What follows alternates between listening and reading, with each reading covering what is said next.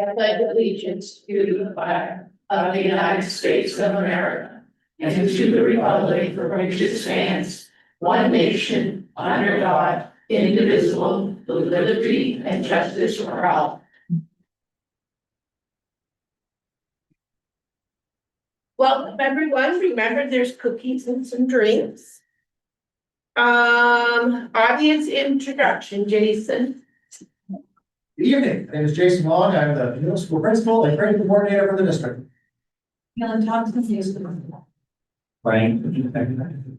Alice Wong with the DES. Sarah Thurston, athletic director. Thank you, everyone. Adjustments to the agenda. Could I get a motion, please? We have one and a second. I never had two. Oh, and, okay, I saw that, two. The technically, all those in favor? Thank you. Consideration of the minutes of the February 10th, 2026 board meeting. Could I have a motion, please? So moved. And a second? Second. Comments, questions, any revisions?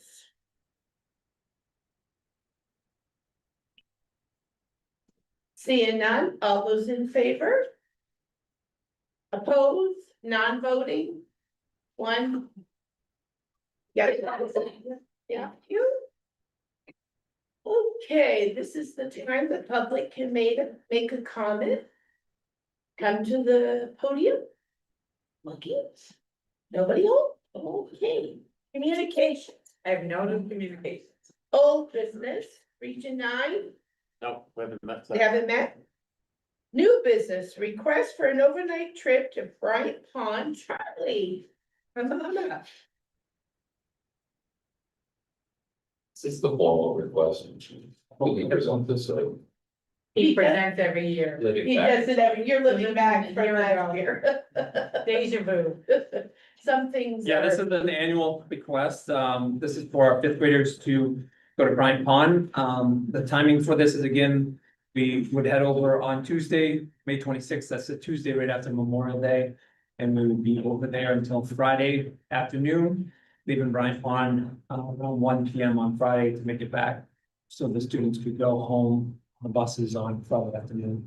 I'm only asking permission for us to be able to go. This allows me to start the process with Bryant Pond as far as signing an actual contract with them and getting it moving forward. We would need transportation over and transportation back, so a couple buses to take us over, a couple buses to pick us up. Usually we have a van that comes daily to just bring some kiddos that are not spending the night. We don't usually encourage it, but sometimes we have kids that just can't do the overnight program with us. So usually we have a van and a couple special ed staff members usually drive that over each day and go back in the evening. The cost of the school is around $4,700.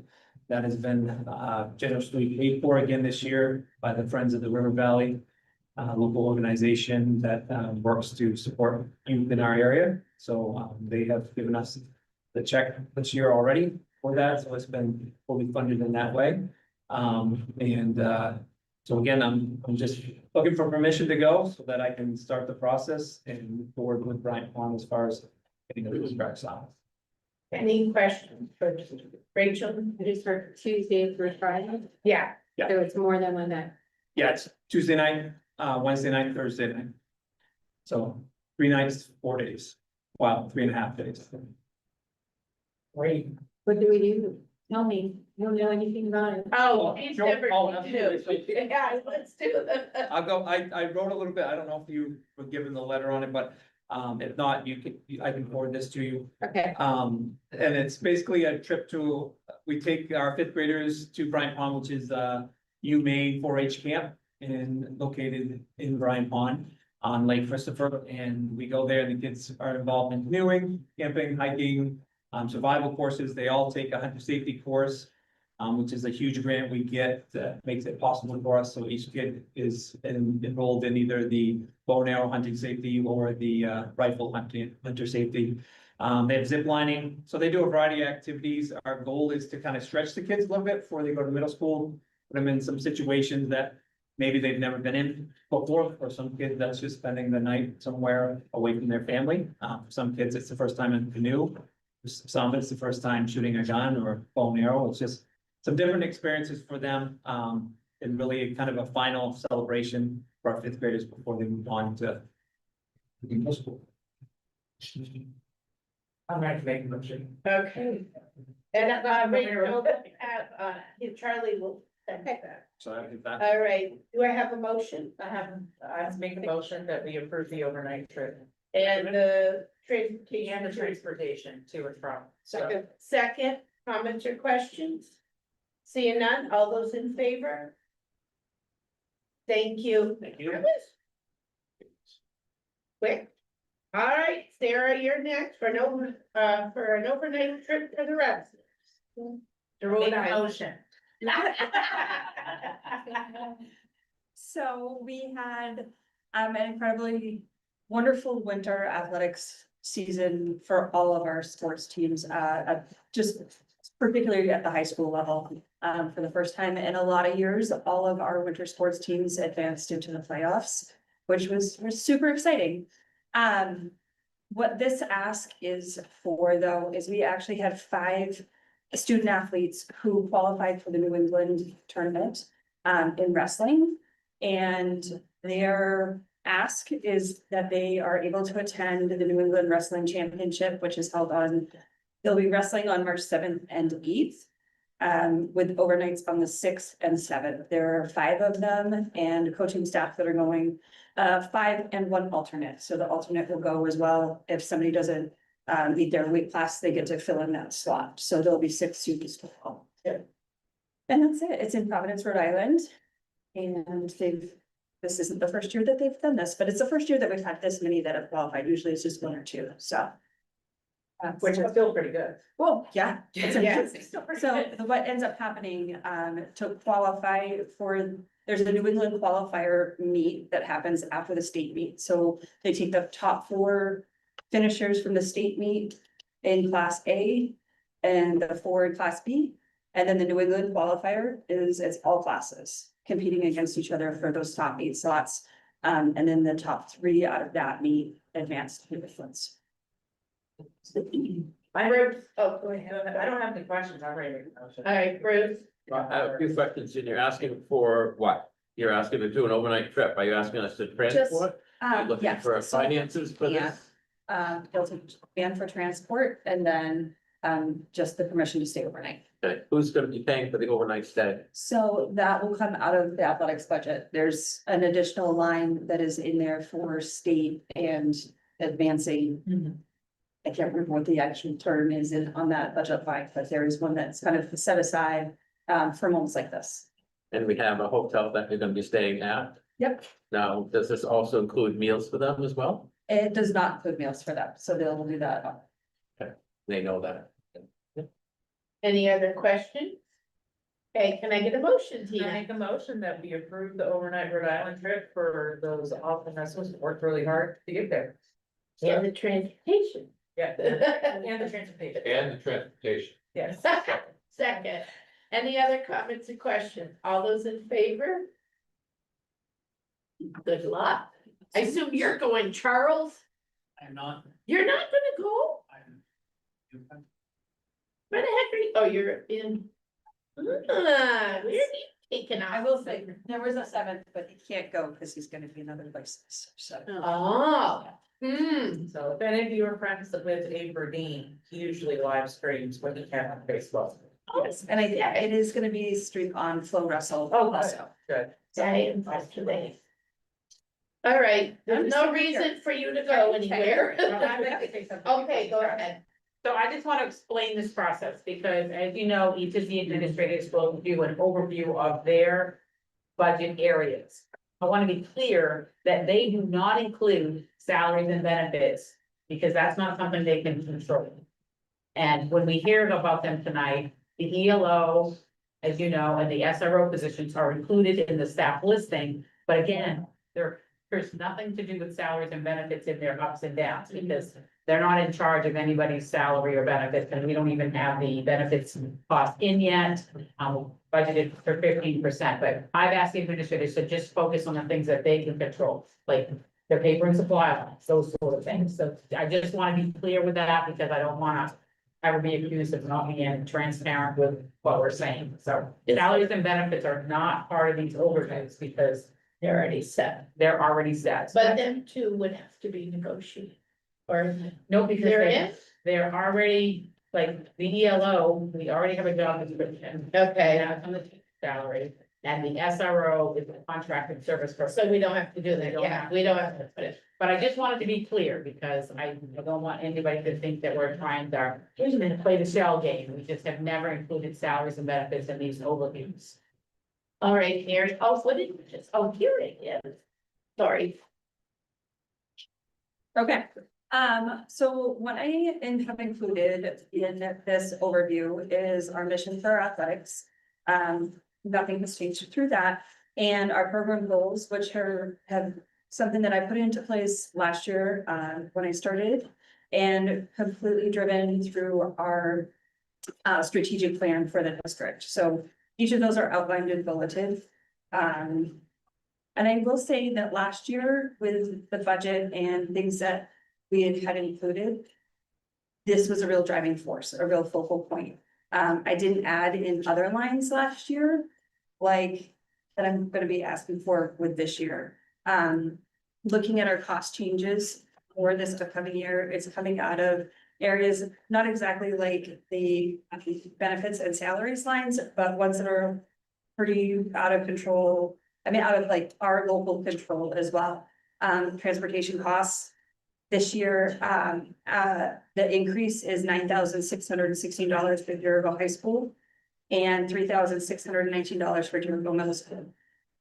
This was calculated a little bit differently than it has been in the past. What I ended up doing to be able to give us a really closer look at what our transportation costs are ahead, just trying to project a little bit more streamlined, is I took every trip that we have or will be taking for our sporting events this year and calculated actual mileage that will happen from this year, be able to put into next year's budget, as opposed to kind of saying, okay, yep, I think this is the ballpark of where it's gonna be. This is pretty close to where it's really gonna be. So that's what that increase is for. There has been an increase in registration fees, dues, and payment for officials.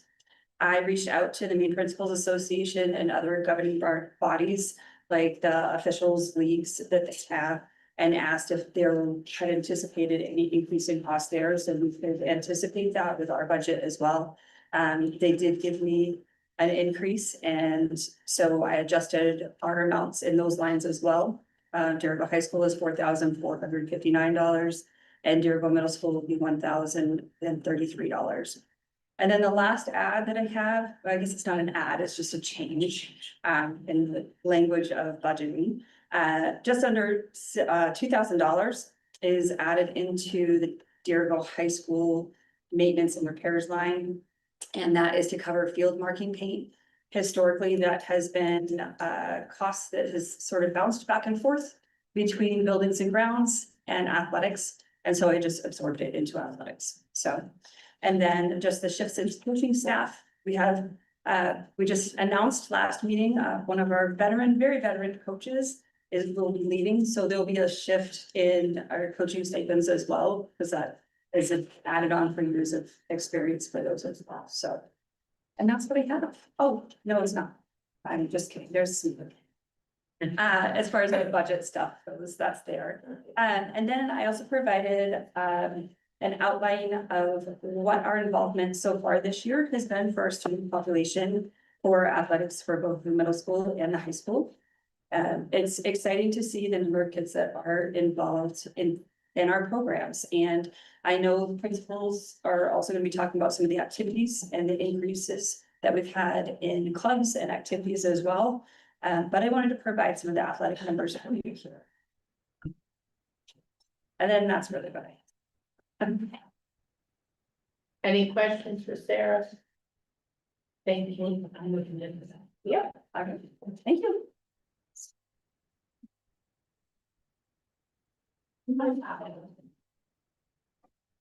All right. Oh, I almost went by you. I checked you off, Charles. You're off the hook. Yeah. Woo-hoo. No, yeah. Let's go back now. All right, number two for me tonight, three. So my budget, sheets, hopefully you have this document, I'm gonna walk through it, I know it's up there. So I'll start with our mission. Derigo Elementary School prepares all of our students to be safe, respectful, and responsible citizens who are motivated to be lifelong learners. So that's a filter of the work that we do at the school, and just gonna kind of go down through a little bit of our budget in terms of some of these highlights that I've given you here. So enrollment, our total enrollment this year is slightly down. I think we were at, I think I'll have it later on for you, but I think we're down 4 or 5 kids from last year. And I'll talk a little bit more about enrollment. Currently, we're at 321, which is up from earlier in the year. I think we've had 5 kids in the last couple of weeks that have enrolled. It's been kind of a jump for whatever reason. Usually that comes a little bit later in the season, but it seems to be hitting us this year a little bit earlier. Staffing, the budget that I'm proposing has the same staff numbers as we've had this year. And I will talk a little bit about staffing here in just a second.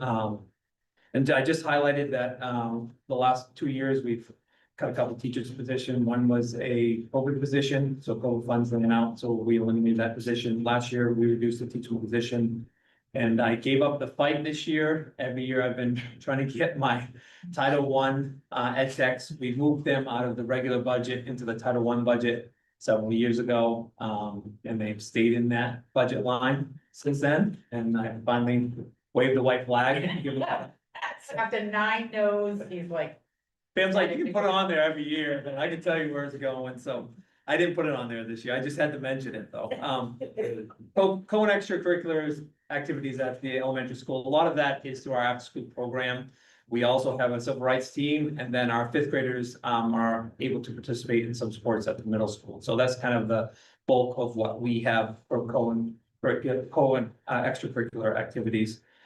Student support services, asking that we keep our guidance counselor. She's working on her degree and getting her full license in guidance counseling. So I'm excited. She's doing an awesome job. We gave her her own classroom this year, which has worked out a lot better than her traveling around the building. Office of the principal, that's myself and the secretary, Ms. Fletcher. No additional requests in this budget.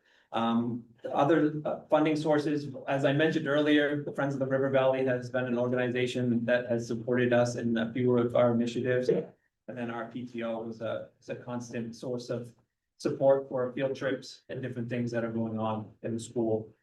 So when I have my budget go up, I always say a disclaimer like, but it's not what I can control. These are lines that I can't control. So I feel like I have to say the same thing when it goes down and I didn't really control it, because that's what happened with this. So my budget is down overall $7,000. A large part of that is because there were fewer courses requested by teachers for next year. Also, Brian's technology lines were down a little bit for DPS, which helps. And that's it, in addition to the fact that we did increase a couple lines in my budget. Our workbook and textbook lines are up 4,500 as we get ready to purchase a new math program. And as we explained last year, we kind of started ramping our budget up to meet those needs. And then with that new math program, we're also going to have some training. So we have $3,500 increased in our training line this year, just like that. So despite the overall down, because of some areas I can't really control, there were a few lines that were up. Most of it for curriculum needs at our school. On the back, you see a list of. And I did include special ed, even though they're in a different budget line. And it's just listed the budget lines that each of them come from. So that kind of breaks down the different staff positions that he has. The last thing I gave you was an enrollment trend. So I've been kind of keeping this chart since 2019. As you can see that our enrollment has been kind of had a big dive after 2019 and has been slowly decreasing since then. When you look across the top line, the top row, that's next year's projection. The second row down is current reality. The next one is next year. So As you go across there, the one that probably sticks out is in grade 3. Typically, in our older grades, we typically have more than 13 kids in a grade. So that's a position I'm certainly looking at. The unknown factor right now is kindergarten. I am expecting a fairly large kindergarten this year because we had a pre-K with a waiting list. Usually when we have pre-K with a waiting list, we have a fairly big group of K coming in. Has not guaranteed. Unfortunately, I don't know those numbers right now. So it's kind of, I'm in that same place I usually am right now in the year in terms of not knowing what K is gonna be next year. So if we have a big K, my plan would be to move a 3rd grade position down to the K spot and have 4 kindergarten teachers versus 3, which we've gone back and forth. This year we have 3. Last year we had 4. The year before that we had 3. So kindergarten's gone back and forth from 4 to 3 because we try to keep that number around 15 per class because we're finding about a third of our kindergarten students come in without any schooling. So it's, when you have a third of them who've never walked in a building before, it's becomes a little more challenging when the other group has had pre-K or some other. So that's what I've given you. Do you have questions for me?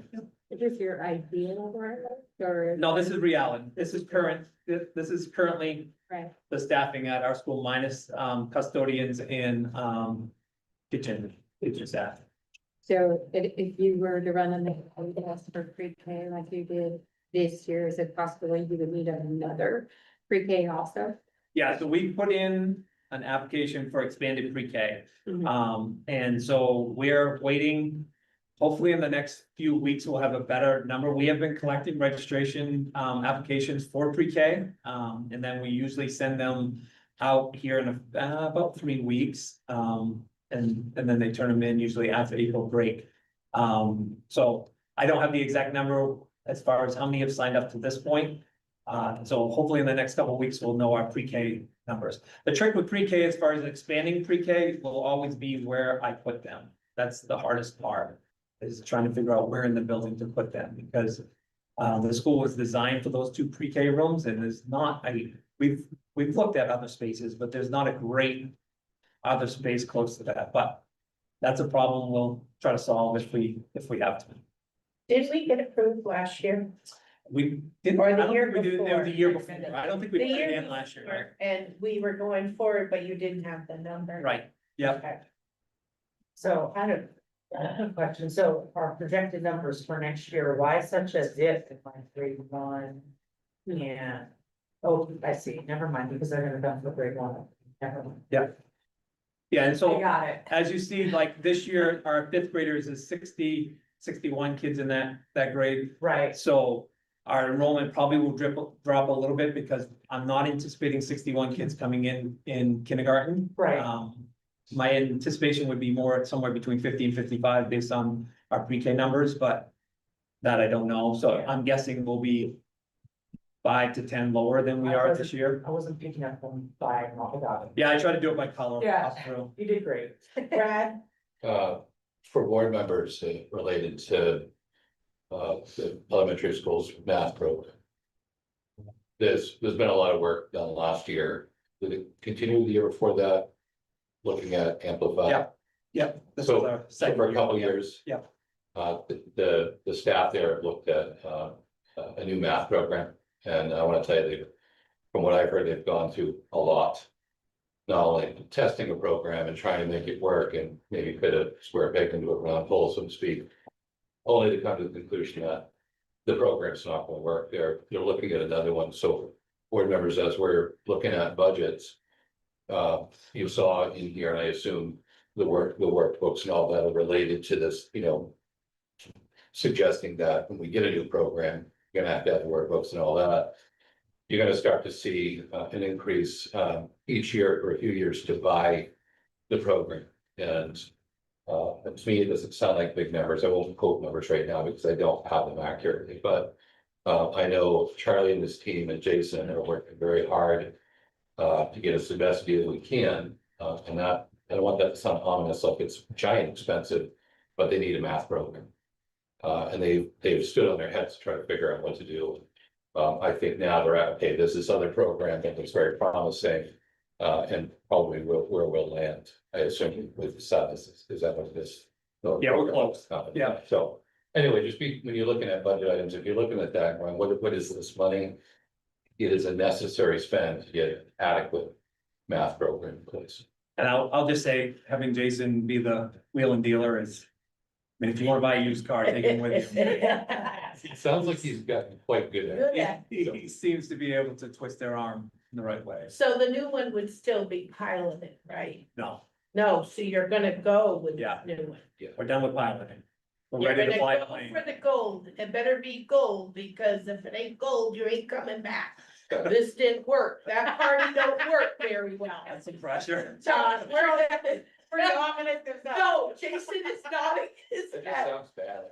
No, because we can't afford, you know how much. They couldn't afford to keep piling. No, You got but- Crazy.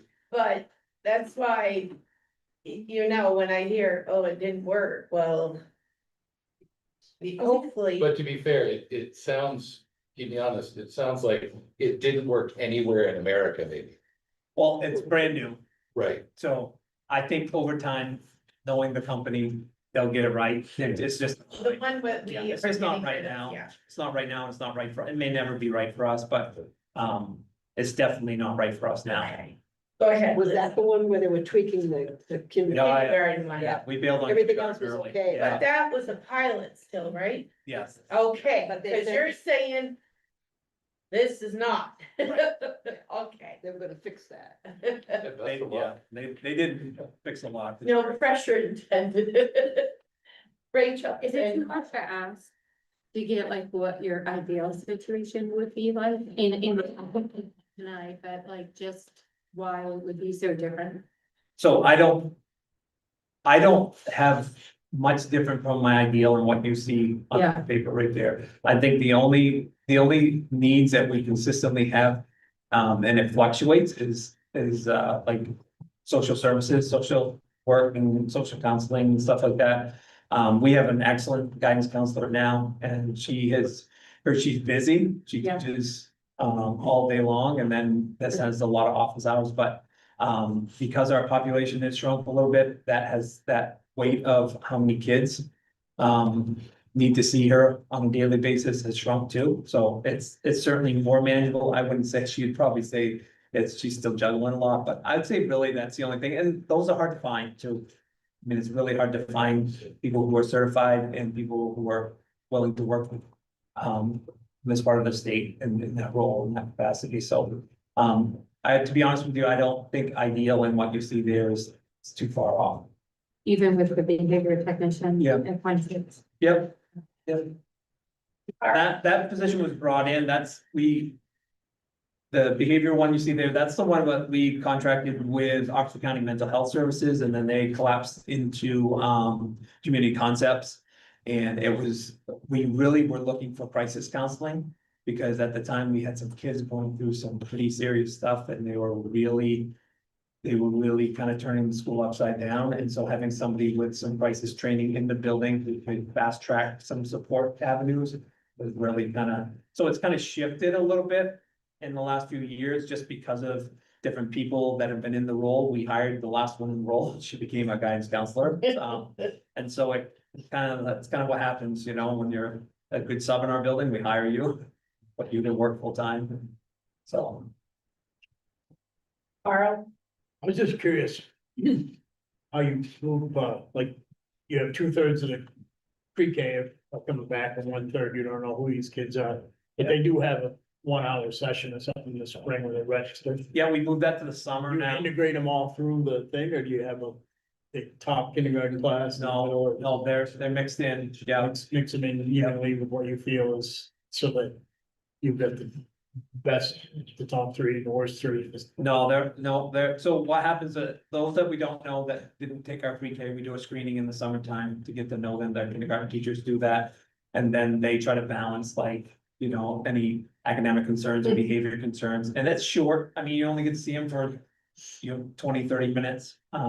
So it's kind of hard, but they. that's a honeymoon time. Yeah, and then we always have events in kindergarten, Yeah. that which people decide later on that they didn't want to keep their kid home, so then they enroll them later on, and that can be challenging too. So it's a tough one, but every grade has that, to be honest, because kids academically are at different levels in every grade. You know, you may be teaching third grade and have somebody performing at a fifth grade level or somebody performing at a first grade level. It's the behavior part that Yeah, is a challenging, yeah, No, it's because they've never been taught how to behave in a school setting, so.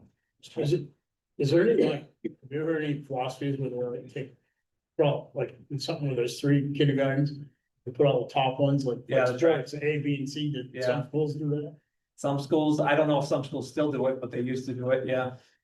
And there's a lot of evidence to show that that's not the way It's not a good idea. great to have you on. It might be, Yeah, no, I might be don't. for some, but I'm just curious. Any other questions? Thank you, Charlie. thank you. Okay, next on the list is Jason.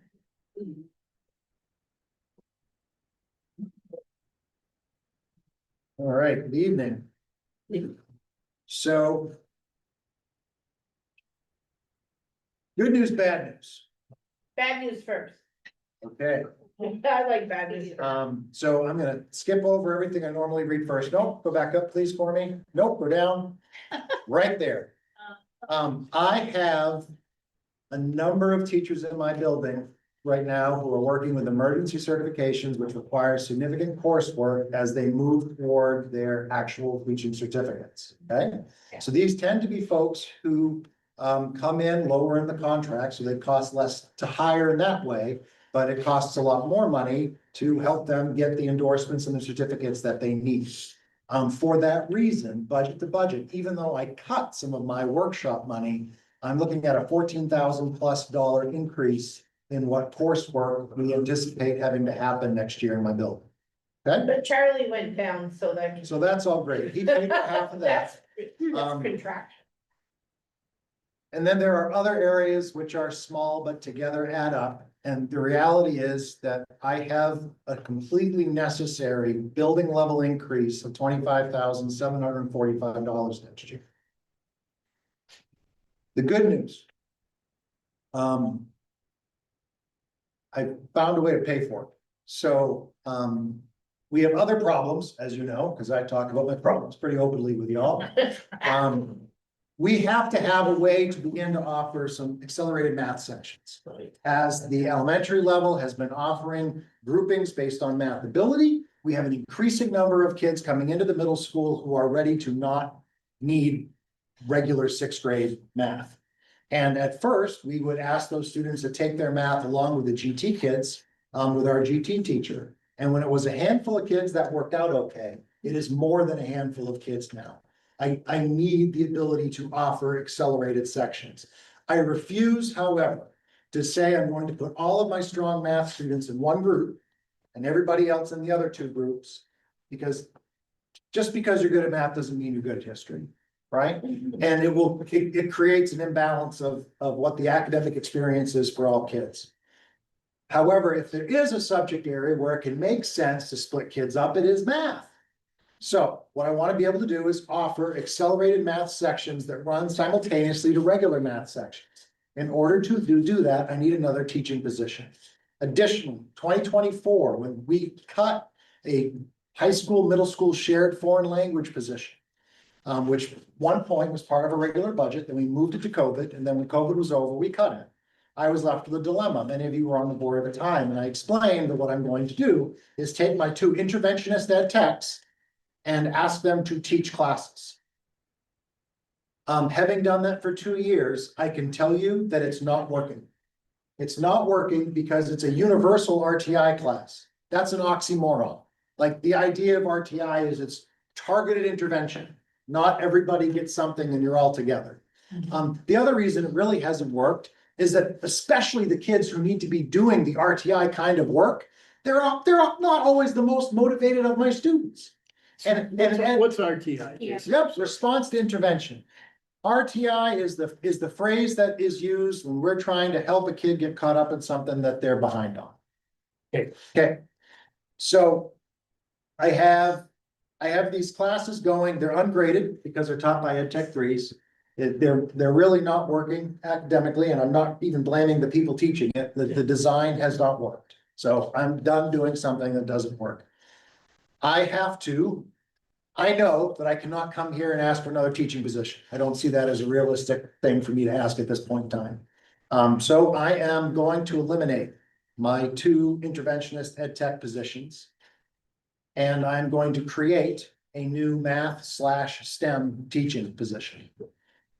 And the net effect of eliminating 2 ed techs and replacing it with 1 teacher is an estimated savings of over $33,000. So that STEM position, that STEM math position, half of that position is gonna go toward being able to offer those accelerated math sections. And then, they're gonna offer at least, 2 periods of a class that has been requested by one of, the capstone groups. So, our 8th graders do a group project. Sometimes it doesn't go great, sometimes it does. But one of the groups is pushing for a STEM class. In fact, it was them who said, why are we doing RTI? I don't need that. I don't need intervention. I need enrichment. And so, I thought that's a good point. So, that's what we're gonna have. They're putting together their syllabus requests, and I'm going to work with whoever I hire to build a class that will hopefully be more along the engineering and technology and maybe artificial intelligence sort of realm of experience. And every 7th grader and 8th grader will have 1 trimester of that instead of the ungraded RTI that has more. So that was the good news. of Quick that. question. Yeah. So the 6th grade have the accelerated, or do all levels have? So every grade will need, How are you gonna do it? how am I gonna do it? I'm not 100% Say sure sure yet. yet. I need to make sure I can do Yeah. it. I know I need at least 1 section for the 6th grade. Mm-hmm. In a perfect world, I'd have 2. I know I need at least 1 section for the 7th grade. I don't know if I need a section for the 8th grade or not, because a lot of the time, the accelerated math students at the 8th grade level can come to the high school for their classes. Yeah. Yep. All right, that's just, that was. Yep. Thank you. Yep. So those are kind of the main points, the nitty grittier stuff. If you could scroll back up for me. Thanks. Just pretty much summarizes what I said. I'm hoping to go into the next year with the same staff numbers that I have now, minus the 2 ed tech interventionists, plus the STEM/accelerated math teacher position. Co and extracurriculars, as Sarah presented, our athletics are still, we have a lot of kids who sign up for it and we do very well. Our co-curricular, our clubs, we have seen an increase in participation, which I'm excited about. We went from having 1 kid on the civil rights team to 7 kids on the civil rights team. We have 10 kids who show up to every student council meeting and are selling cookies on Wednesdays to raise money to do stuff. We have 20 kids in our technology club. We replaced the middle school speech and debate, which had 2 kids showing up, with a strategy club that easily has a dozen kids show up every 2 weeks when they have their session. So we are seeing more kids get involved, and that number goes up in between sports seasons. So that's good stuff. Our student support services, they're pretty much all shared. I'm gonna maintain our shared librarian. We did clarify though, that it is a half middle school, half high school. The breakdown used to make it look like it was more at the high school, but it really is half and half. And obviously our school nurse is shared between 2 buildings. Office of the principal, I don't want you to fire me, and I think everyone knows you can't fire Lisa, so we're gonna keep us there. Additional requests not reflected in the budget, there is one. I would like to have the opportunity for a stipend for a dean of students position. You're going to hear this also presented by the high school. Kaylin and I worked together to create a common job description.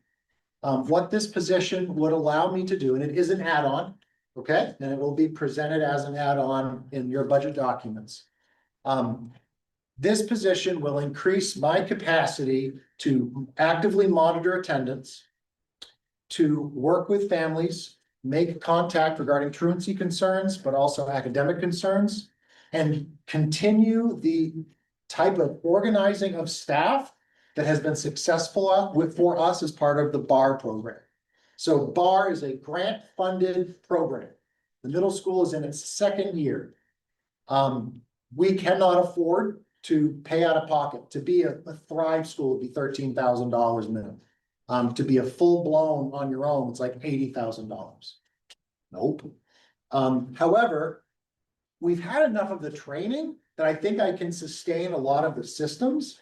But I need the ability, without a school coach, without some of the other things that come with that, to be able to pay someone a meaningful stipend, to provide meaningful hours outside of the school day, in order to support that work. So I also want to point out that if you take the 33,653 and you subtract the 25,745, I am left over with enough money to pay for what I'm asking for with that Dean of Students stipend. And then every year we present our other funding sources. We work with local businesses to do a lot of our special stuff. Our Veterans Day brunch, our PBIS rewards, we now have a 3D printer in the library that a certain local company was able to provide us with, which we're excited about. It's part of our point system now. We get community donations for our Cougar Den. And if you could please scroll down. Whoop, right there, whoop, back up. Some of the specific areas of increase that I want to make sure that you understand, we are eliminating the interventionists, and I need to increase the amount of money available for after-school tutoring, because there will be some students who would have benefited from those services and are willing to stay after, and I want to get them the help that I can get them. And that's not a lot of money for a pretty good opportunity for the kids who seek it. We did have to see an increase in our extracurricular expenses, as Sarah presented. It's primarily at the middle level because of transportation costs. Just like at the elementary school, at the middle school, Brian reduced our technology costs going into next year by a little bit. So our non-technology related instructional resources combined is up a little over $5,000.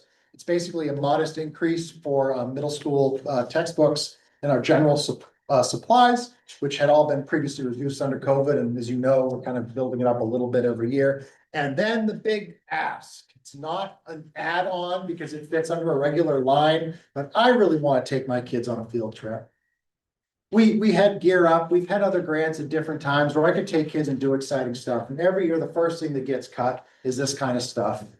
I want to take my kids on a field trip, and I want to take, I know, and whenever I do it, I ask businesses for money, I ask all kinds of people for money, and I didn't put enough money in my budget to pay for all of it. But I put enough money in my budget as a seed to make it feel doable, because I don't just want to like go skating at the local park. Like, I want to go to Brunswick. I want to take the sixth grade because they study the Civil War. I want to take them to Joshua Lawrence Chamberlain's house. And then I want them to cross the street to First Congo in Brunswick, where Harriet Beecher Stowe got the vision that led to the writing of Uncle Tom's Cabin, which she did a few blocks to the west of it.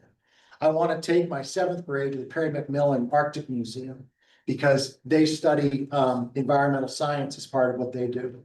And I want to take my eighth grade to the largest private college art holding in second largest in the country, which, believe it or not, Bowdoin College has the second largest private. Yeah. So I want to put kids on a bus and take them to Brunswick, one grade at a time. And I've set aside enough money to do that, plus have $5 for lunch. I know that won't pay for the whole deal, but that gets me close enough that I can start and feel confident I can get there. And all of that is covered within that. I have the list of our positions, which I've kind of already described. And you can study it yourself. I'll make one more comment that's really nerdy. If you scroll down for me, because I know I talk a lot. So one of the, we'll see, but I think benefits of this change to my staffing, the ED 279 will reward or punish based on how your numbers line up with what the EPS formula says you should have as your number of teachers and number of ed techs. As a district, we float right under or right at the number of teachers that they see as truly the bare minimum to run a school district, right? Like historically, my building has been below the bare minimum for number of teachers. Next year, we will be just slightly over the bare minimum. They say we should have 10.18. Next year, we'll have 10.75 based on the change that I make. By eliminating two of the non-special ed tech positions, according to the state's formula, we have too many. And so by eliminating two of those positions, it actually reduces the penalty for having that many. So this isn't going to be like a huge thing. Mary and I kind of debated what we're really talking about. It's probably going to save us a couple $1,000s just through funky math, but I thought I'd let you know. We're trying. That's what I got. I have a question on the dean of students. I Yep. know we have one at the elementary, then there's a job description. Yep. Is yours going to be different or is it? like the- So. Yes, I think what you'll see so I have my write-up, I'm not gonna read it, but it is in your binder. Yeah, no, I'm looking up for me. Yeah, I read some of it, but I know if it's gonna be different. It's then you going have to be a little different. To tweak. Yep, so Kalen, well, I think you're just gonna wind up with an additional job description, so I think there's Yeah, gonna be the okay, the elementary level. elementary, And there's yeah. a secondary one that can read on. And there are parts of it that are gonna be very similar, but then there are gonna be some parts that we're gonna do a little different, because middle level education is a little different than high school level education. And so the things that Kalen feels she needs will be different than the things that I need. But it is all documented. My other question is, do you have any, do you go on any field? Right now? I didn't Yeah, know. we go to Mount Blue. That's Oh, our big yeah. one. Yeah, our celebration. Back when we had Gear Up, we I did some know. college trips. Then every once in a while, there would be an opportunity to see a play that lined up with a book that was being read down in Lewiston. Yeah, But that wasn't a regular part of my budget. That would always be, like, we would ask the PTO, and you know, we do a good job raising money and finding money, but I really want to get to the place where it isn't a gee, I wonder if we can. I want to put enough, not a lot, but I want to put No. enough in there. please. So we got a fighting chance every year to give the kids an experience outside of all that. Any other question, Rachel? Yeah, but can you, just take me back to the math program, this STEM? Sure. So STEM for me is science, tech, math, right, Yeah. and all that, but you guys talk a lot about AI and tech and all that, but like for me, that's more like hands-on and engineering and all Yep. that. Is that gonna be like more of what this program is? Because I just feel like there's a lot already of tech in school.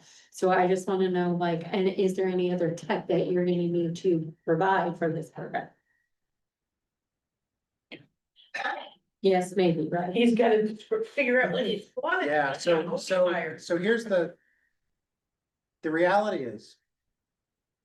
I get excited when I can figure out what somebody else is excited about. And if I can find someone interested in teaching accelerated math in my building and they have a passion Mhm. for engineering. Yeah. Then I am going to design this leaning toward their passion. If they have a passion for 3D printing, we'll play with 3D printing. Like, I think that the kids are just hungry for an enrichment of something else, and I agree with you, it needs to be hands-on. This is not going to be a textbook-based science experience. This is going to be one trimester of something special, and I know it'll go best if I align it with the strengths and interests of whomever it is I hire. So that's like, that's in addition to the 2 maths that you already have, that would be a third math. That will be, if you could scroll up for me. That So would, no, so go back down, go back down, go back down. That There you would go, be right there. replace So I go from those. 1.5 to 2. So 0.5 of it will be math, 0.5 of it will be science. okay, Because right now I have a math teacher that teaches just math for the 7th and 8th grade. And then I have someone who teaches math as half of their job in 6th grade. And then they teach science in the 6th grade as the other half of their job. so that's adding, That's there. adding it. Yep. Okay. Thank you. Bruce? This stipend you're looking for, the dean of students, Yes. I was reading a little bit through what you're looking for. I mean, is this a staff member that's gonna be doing this teacher that's gonna be doing this? How many hours are you looking at they'll be doing to do something like this? I would expect that they would be being paid like a middle school coach for all 3 seasons. And that's what I'm looking for.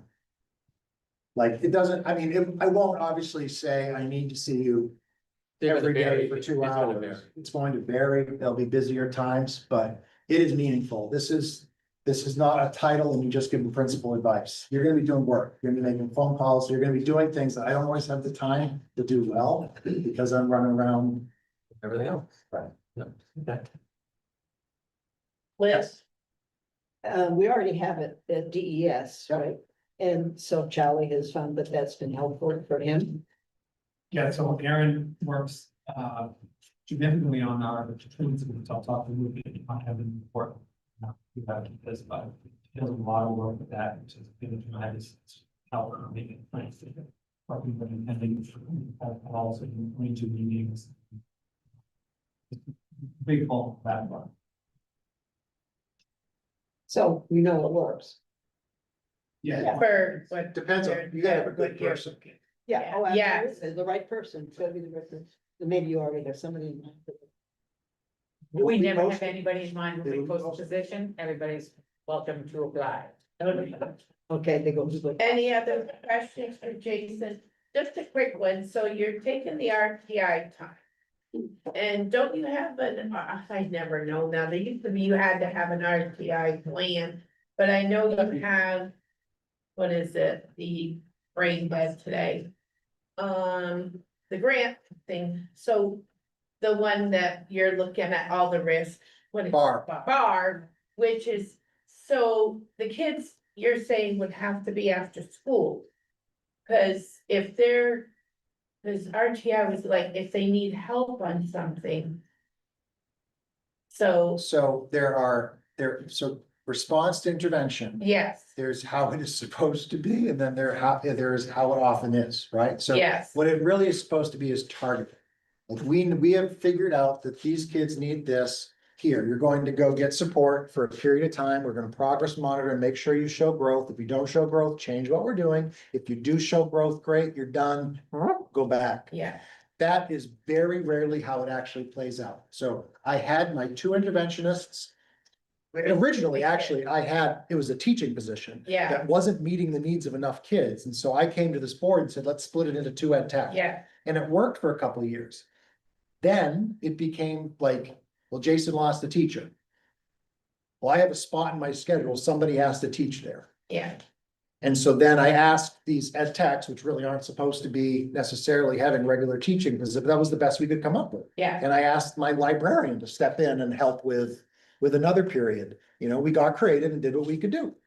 But now I'm just sort of back to the point of, well, if most of this position is going to be leading a larger group of kids, not working with two or three at a time, I need a different skill set. yeah, This isn't an ed tech, it's a teacher. yeah. Okay. Well, good. All right, any other questions for Jason? See, now, thank you. Really creative with your money.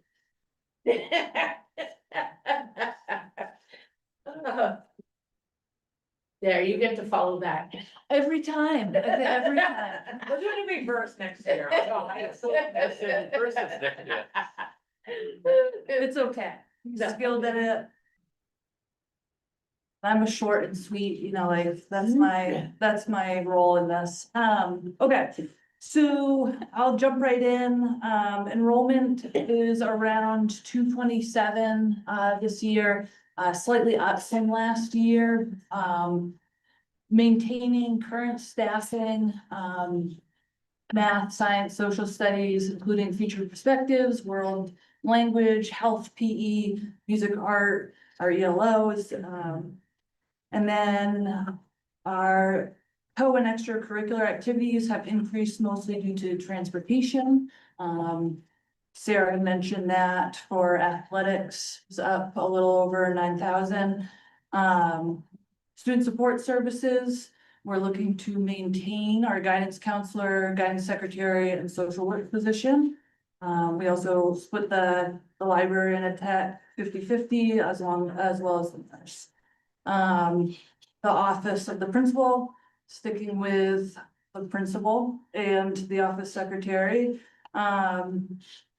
And then talking about the additional requests, I know you've asked Jason, much of this is similar. We'd be looking at consistency around behavior follow-up, behavior plans, consistency around check-ins on that, communication with the families, and then truancy calls, meetings, and data collection on that. And I will say that also, you know, Jason hit on this, that it encompasses what we're trying to do with the bar coordinator.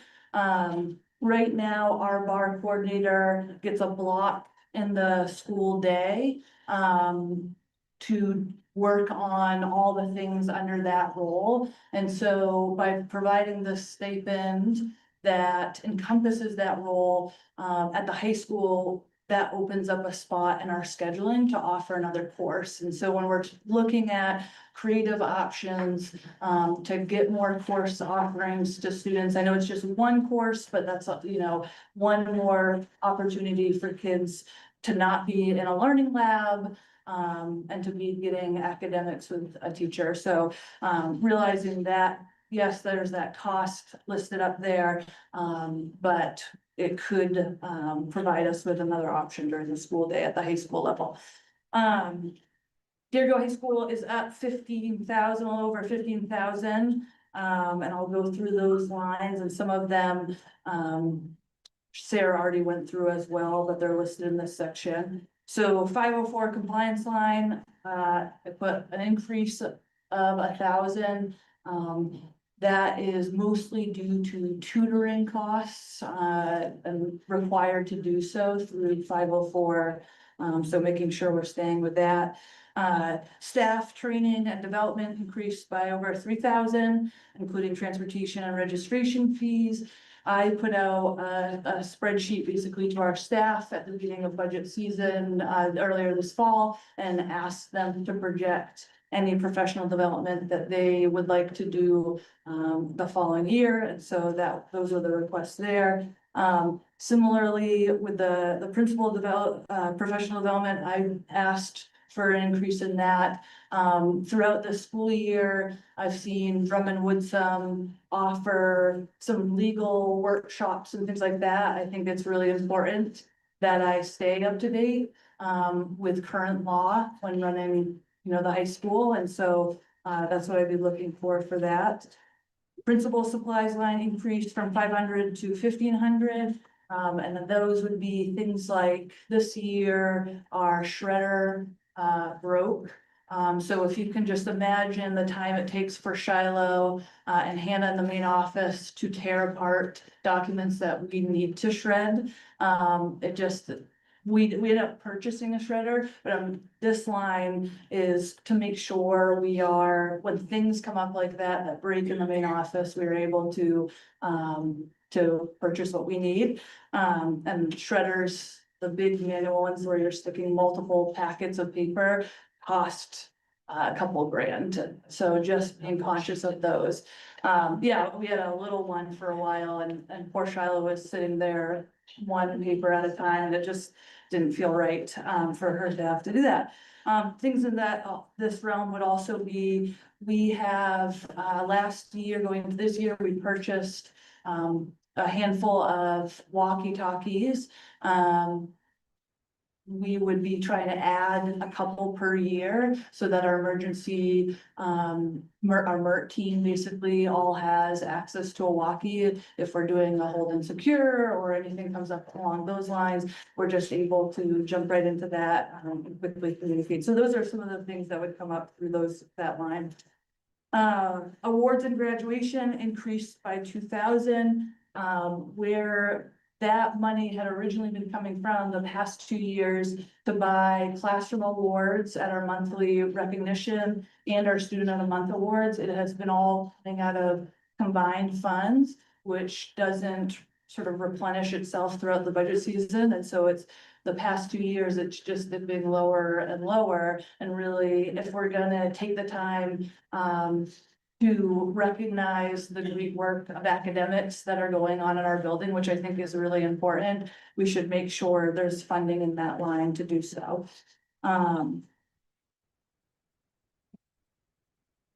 Technology related software increased by 2,500. DHS trip transportation increased by just under 2,000.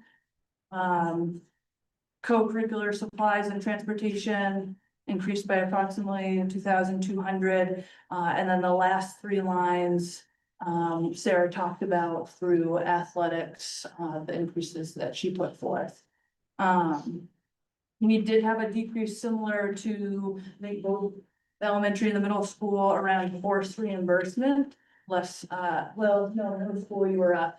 The elementary was down for that, so there was some funding there to help with that. But yes, overall, without the add-on request of the Dean of Students, looking at a 15,000 increase. Obviously, and I said this last year, because it's always hard to follow Jason.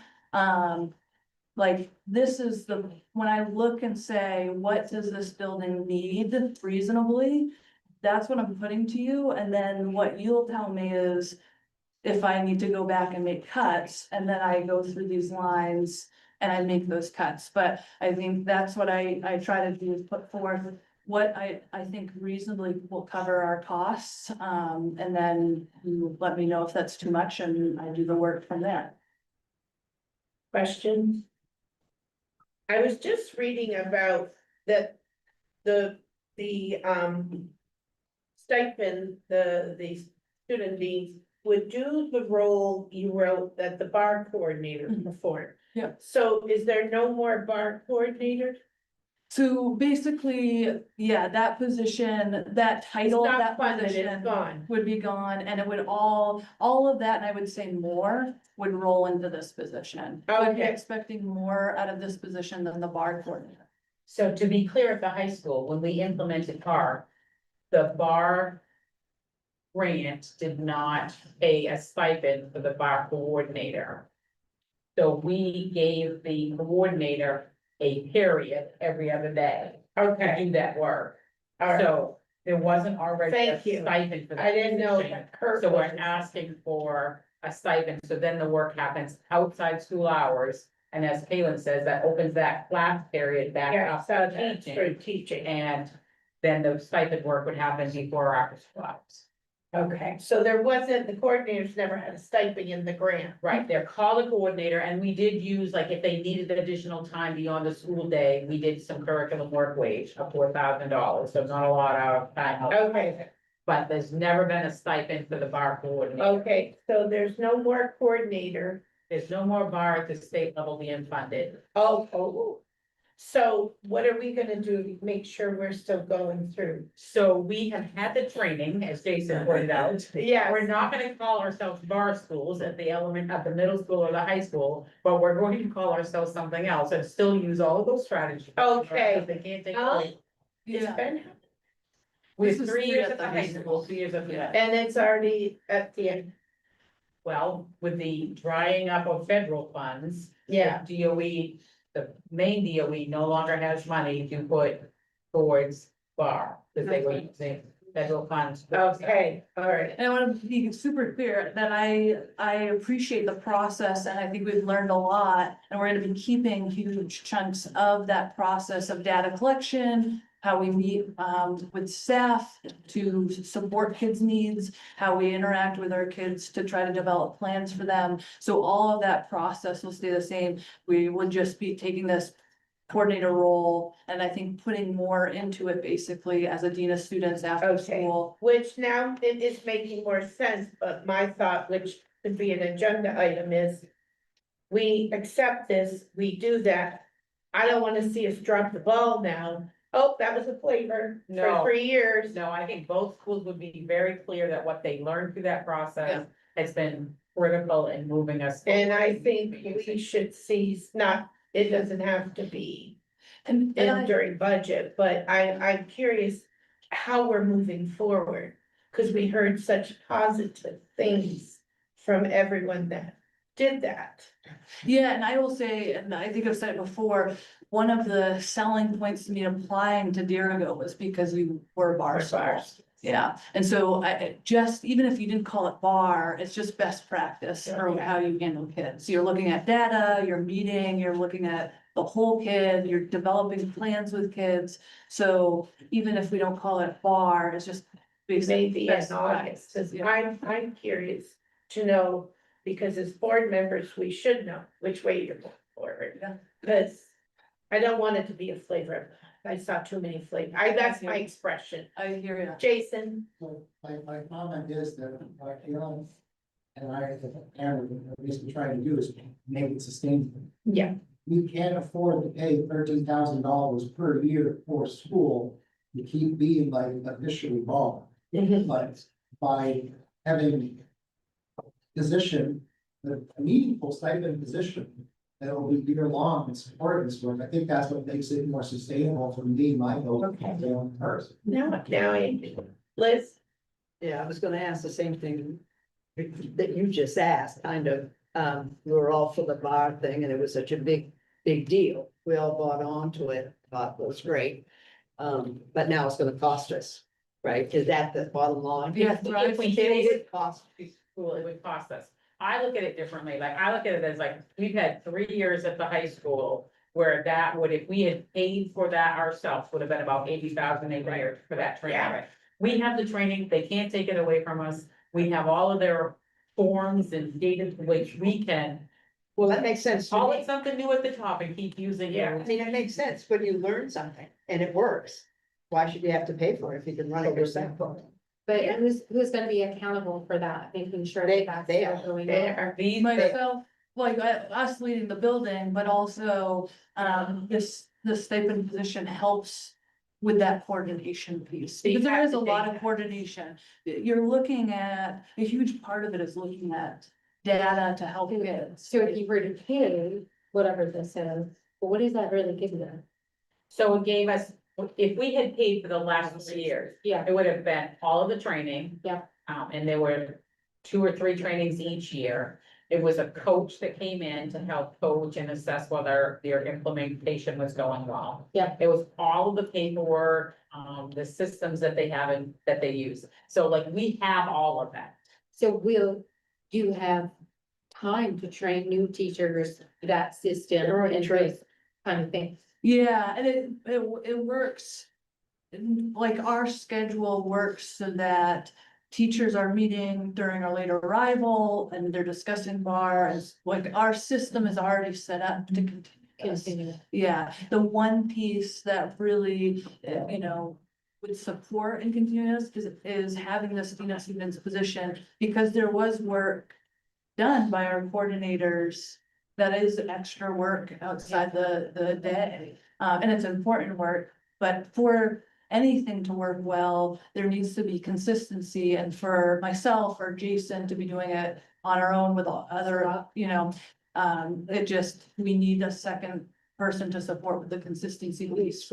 Good idea. any other questions for Caitlin? I guess, could you tell me what JMG is for a contracted service?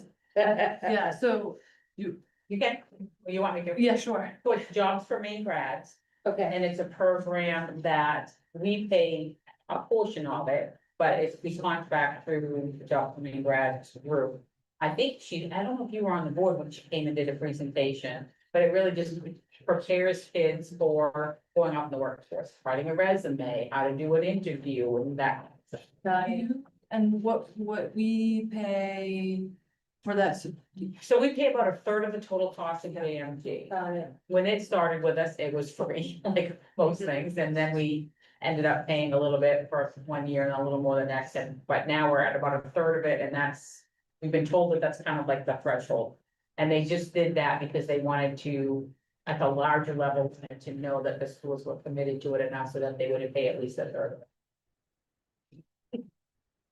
Any other questions? Thank you.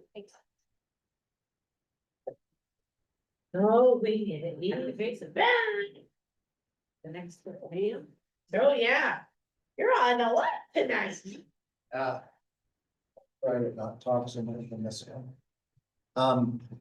The curriculum instruction and assessment budget is pretty simple. As Brad alluded to, we are in the process of a little at a time, trying to increase what we set aside in the budget for curriculum materials, knowing that we're reaching a point where by 2020, fiscal year 2029, we will no longer have the materials that we're currently using, that we use those federal funds to buy and fill shipping containers with. In the meantime, the money that we build up, we're using to replace textbooks at the high school, particularly in science. It should time out, but we're doing it incrementally. So it's only a $2,000 increase from year to year.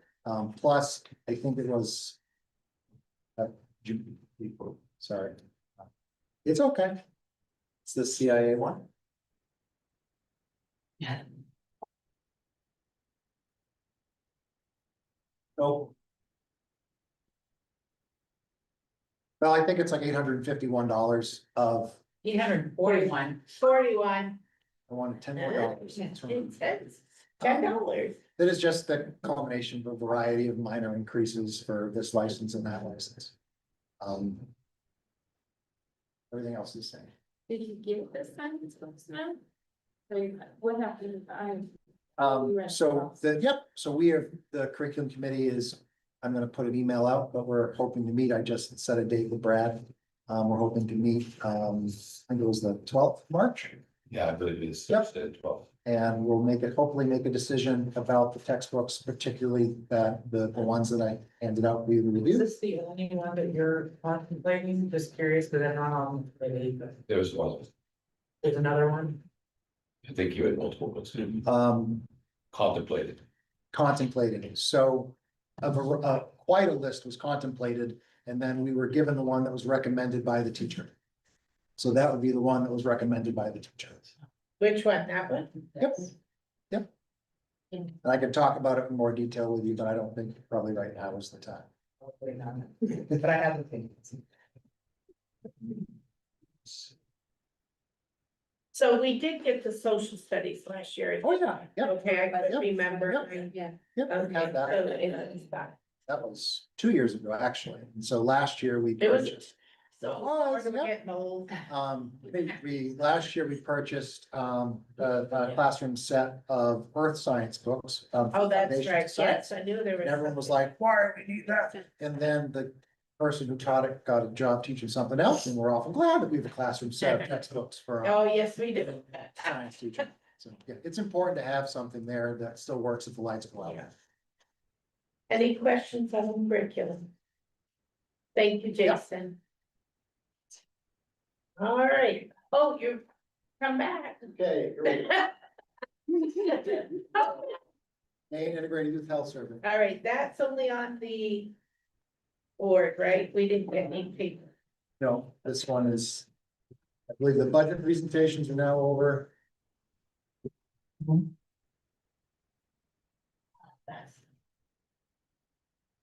It is a PowerPoint presentation and it is shared with streaming.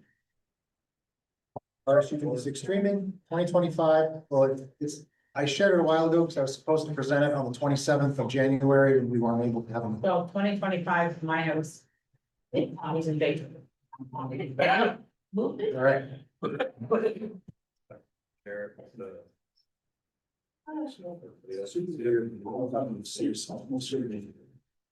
right, you present sir, they should be able to hold on. This is, Huh? Cookie? It's cookie time. Maybe. I like our cookie. Oh. The Maine Integrated Youth Health Survey is something that happens once every 2 years in the state of Maine. I'm going to provide you with a brief overview of what it is. An update on district goals, because the district long-term plan goals, a couple of them were tied to Maine Integrated Youth Health Survey data as a metric. I'm going to provide some information for comparing things year to year and then comparing things with the state. It is a very long, complicated, and at times controversial survey. I am not giving you an exhaustive overview, but here are some details and then you can grill me and I'll do my best. So overview on what it is. In 2009, the state of Maine began issuing what's called the Maine Integrated Youth Health Survey. It is the only longitudinal survey of its kind in the state of Maine that covers all kids. It came out as the result of a collaboration between the Maine Department of Health and Human Services and the DOE. Its goal is to try to collect data on the health of kindergarten and grade 3 students. They do that through parent interviews. And then health and health-related behaviors and attitudes of 5th graders through 12th graders. The survey that a 5th grader and the 6th grader answers is a different survey than what the 7th and 8th graders answer, which is different than what the 9th through the 12th graders answer. It is valuable to me because it is the only long-term that's what longitudinal means, right? It's the only thing of its kind that we have to try to see patterns and trends. It is, however, has its faults. There are a lot of folks who are uncomfortable with some of the questions asked, especially at the high school level. And there have been years where parents have asked for their kids not to take it, and they have that right. And then there have been years where everybody takes it, nobody bats an eye. So that just kind of is what it is, but we follow the policy. I think it's important to participate because it is the only thing we have that collects this kind of information over time. But we make sure that we let our parents know well in advance. We send a letter home. We put things out on social media and we follow that process. So what is this related to in district goals? A long time ago, this board set a goal that by the next Maine Integrated Youth Health Survey data point, 90% of students would feel safe at school. When we first became a district, that number was significantly lower. Good news, bad news. So good news, we achieved that goal actually in 2021. Then that figure fell, and since then that figure is recovering. Here it is long-term in a graph compared with the state. So in 2017, the RSU 56 schools were well below the state average in terms of the percentage of kids who reported to feel safe at school. And understand, this is just perception data. It's about how you feel. It's not based on other factors. And then we steadily increased from 2017 to 2021 as the state kind of fell. Everybody nosedive in 2023. I predict that has something to do with coming out of COVID and all of the issues that went along with behaviorally leaving that era and seeing if we could return to school. And then since then, we've remained above the state average and we have climbed at basically the same rate that the state has recovered. So what have we been doing about it? What did we do about the fact that it dropped? Well, that drop is the kind of, that is data reflecting reality, because this is why our superintendent wrote a grant for the school resource officer. We were experiencing things where we knew we had to take additional steps so that our kids could feel safe at school. Things were happening at school that we required law enforcement support for. We knew we had to do something to try to improve our support intervention system for students. The high school first, and then the middle school became bar schools. We have continued with our ALICE training. Another major change, I think, is that we added a full-time high school principal. And I think that, I mean, as amazing a job as Pam did with the other 17 jobs she does for us all, having a full-time principal at the high school is really important to creating a climate where kids feel things are happening in a way that makes them feel safe. Reforms to the systems and enforcement of school-wide expectations have also taken place differently in the 3 different buildings. Another goal that was set by the district vision planning was by 2024, 90% of students would report that their school and community cares about them as evidenced in the Maine Integrated Youth Health Survey. We set that goal in 2018. We are not there yet. Again, this is perception data.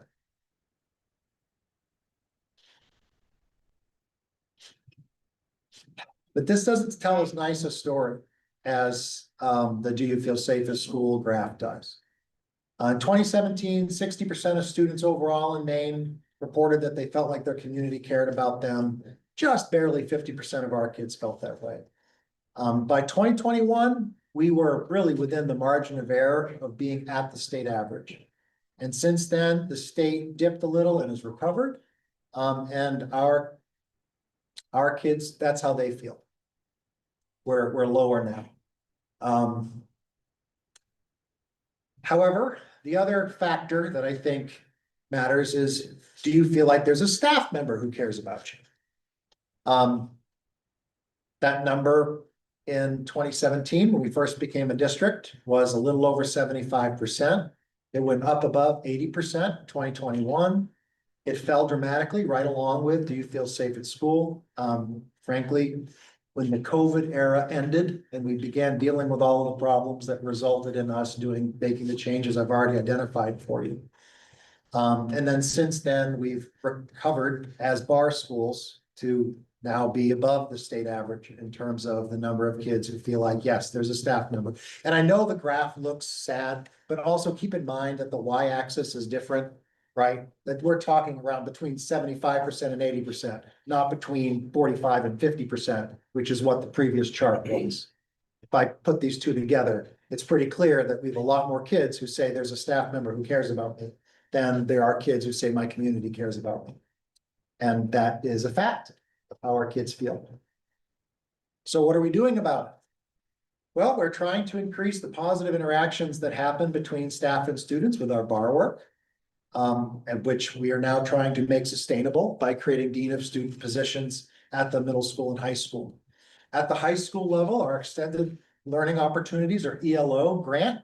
And that position, which will continue, that connects students with community partners. We hope over time that will help the students see that their community does care about them. With Brian's leadership, have adopted and are going to begin using what's called Reach My Teach, which is a piece of software that is supposed to streamline homeschool communication. Pam had us join, I'm sorry, Jason. It's bad. whatever, had us join a family, school, and community engagement and community practice.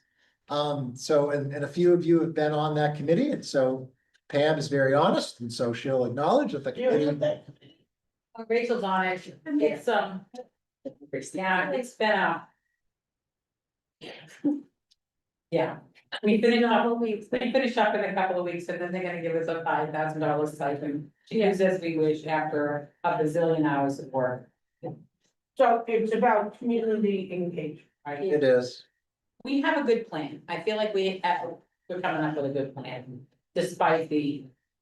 Cause I mentioned that in our goals and things, the community, that's We're gonna come out of it with a good plan, despite the because dryness of the. I love you got a new digital thing. Yep. But the community is older. And some are savvy, some are not. And the personal always takes over. Right. Cause I know, because being the booster thing, if something's not right, they give me the evil eye, or I get it ringy So, and parents will, because you've gotta have the community. We're working on it. And I'm still depressed, I'm sad that we've plateaued, and that's with different kids coming up through.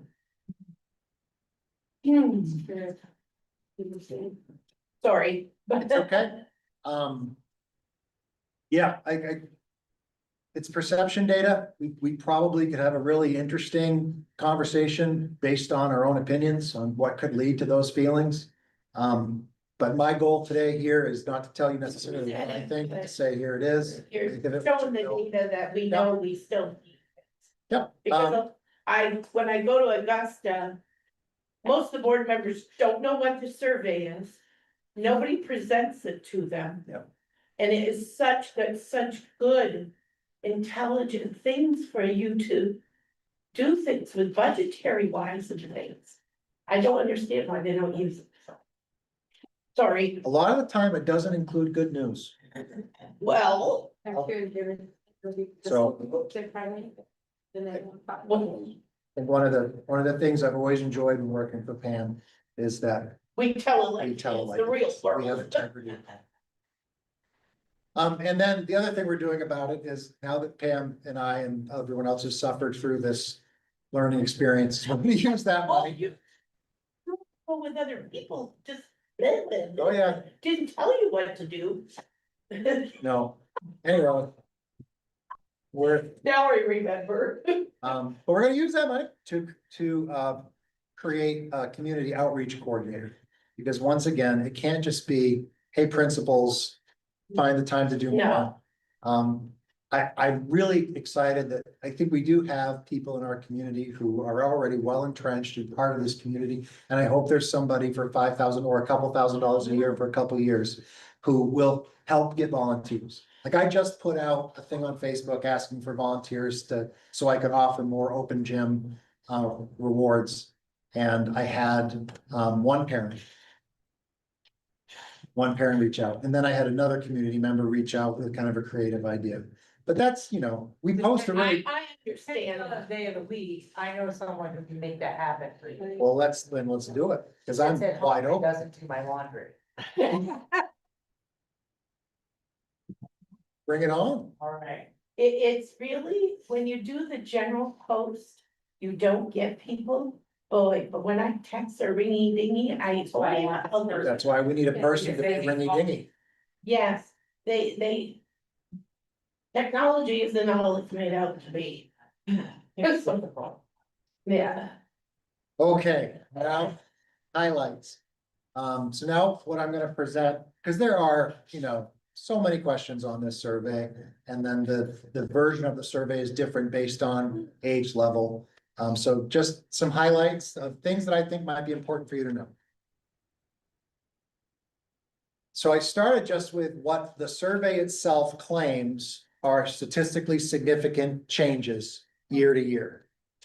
And these are good things, and I've got to tell you, Gina and our nutrition department have done a really amazing job, in my opinion, since we have become a district to increasingly improve the quality of the food. She's written a bunch of grants so that we can offer fruit and veggie snacks during the day at no additional cost. After school snacks, kids can take home. Hunger is real in our communities at times. People don't like to talk about it, but it's there. And so something we've seen that's really improved is that our kids are consuming more fruits. They are more physically active. And then than they were. So that's positive. I will point out, though, that even though the percentage of kiddos in our community who eat dinner with their family 5 days a week has increased, which obviously has got nothing to do with anything we're doing, it is statistically significantly lower than the state average. That's a reality of a lot of our kiddos face. Takes some chairs when a lot of us have to work. Good work. Yeah, We make sure absolutely. Present. So those are statistically significant changes. These are statistically significant differences. So this is all this year data. Okay. And these are, in most areas, folks, our kids are statistically comparable with the state average for everything we talk about, and still we start talking about vaping, alcohol, and marijuana. Students 9 through 12, 39% of our students reported that they've used a vape. The state average is 26%. 42.5% of our students in the high school reported that okay, let me rephrase this. Of the kids who drink, report that they started drinking before the age of 13. So that's different. That number does not say 42.5% of the kids drink. It's of the kids who drink. 42.5% of them started before they were 13. Statewide, that number is just 27.5%. Students who tried marijuana before the age of 13. It's 14.8%, while the state average is 6.3%. At the middle school level, 7th and 8th graders who reported to have ever used a vape. 1 out of 4 of them. And I will tell you that the vape detectors have been wonderful. But I know you've had a lot of board meetings to have to deal with some things, that this is a real problem. And Kalen's holding the line and I'm holding the line and we're doing what we can do, but it's a problem in our community. I mean, the state average is 10%. Percentage of kids by 7th or 8th grade have at least tried marijuana. The state average is 6.8%. Around here, it's 1 out of 5. You back up, the one that you had, the second one you talked about, among students who drink, do you have a survey also of a percentage of how many students, 9 to 12, do drink? Yes, I don't, I prepared this for January and then we weren't able to have the meeting that day. I don't have it fresh in my mind. I can get you that figure. Just kind of I curious. have it, yeah. I would have, if, my guess is that our figure is close to the state average, whatever the number is, because I pulled out everything that was statistically significantly different. So really, the difference is for the kids who drink here, they start young. Then some things that are statistically similar with the rest of the state, but still are things that I think you should know. 15% of the students at Deergo High School reported last year that they have had some form of forced sexual contact so far in their life. That's not far off from what the average is in the state. That's what it's like to be a kid right now. 1 out of 10 kids, the high school level, reported to have seriously considered suicide within the past year. That's a little below the state average, but within shot, 1 out of 10 kids. 43.7% of the kiddos in our community reported that they lived with having witnessed substance abuse in their home. And that, even though it's a 10% difference, it's still for whatever within the margin of error and so on and so forth. So it's not, Classified substance. again, I prepared this for January. I don't, I mean, Drugs. tobacco, or is that just drugs? Is it I don't believe it's tobacco. No, I think it's drugs and alcohol the way that. But I'd be happy to pull that up and stick around I and. just think that people are legally open to getting more things now, and that's really. Oh, yeah. Yeah, all of this can be found online.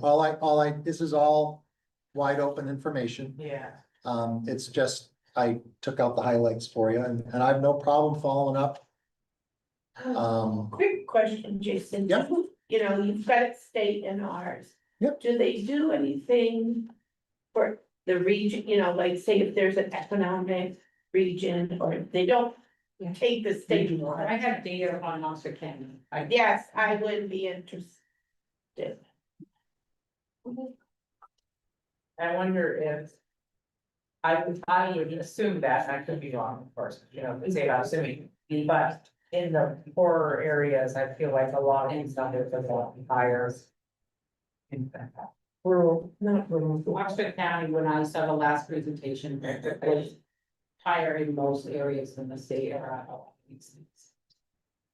Is that sort of? I think that's true historically. Yeah, because I can tell you, and I'm not, some of these questions. I would have been in the bad section, but I'm from a very rural, not a lot of work. Drugs were everywhere back then in the 70s and I just don't 60s. think they. We just didn't have vape, we had bongs, Yeah. so that's the, but, Not sure it's kids, but I could have classified it all those. I mean, absolutely, but but they do, I just want to think it. but it. I'm not presenting this to say, aren't we bad? No, but it awakens us to, you know, Reality. some of the things we knew. Yeah. We know the vaping.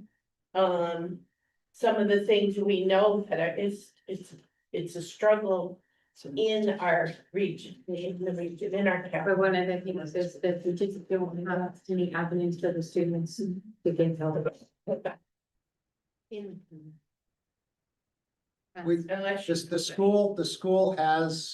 The schools, plural, have a great relationship with the Larry Labonte Recovery Center. I have There are students. resources. There is. I didn't say it's enough. I just don't want you to think that we're not trying.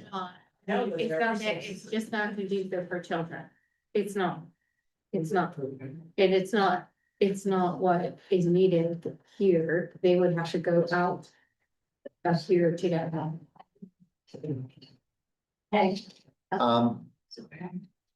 And 40% reporting we've had intercourse, the state, it's not a statistically different figure.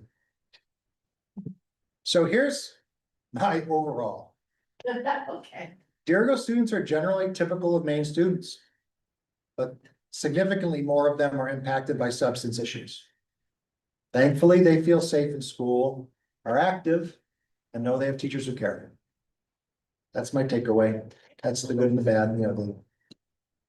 That's the Maine Integrated Youth Health Service. Thank you. Thank you. Thank you for doing the data on that. Welcome.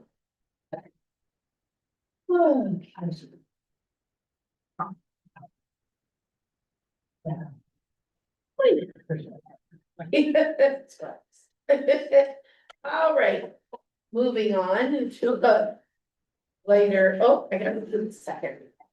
Oh, right here. All right. Second reading of proposed revision of policy JKAA, restraints and seclusions. Could I get a motion, please? So moved. And a second? Second. No changes since the first reading. Any questions? All those in favor? Thank you.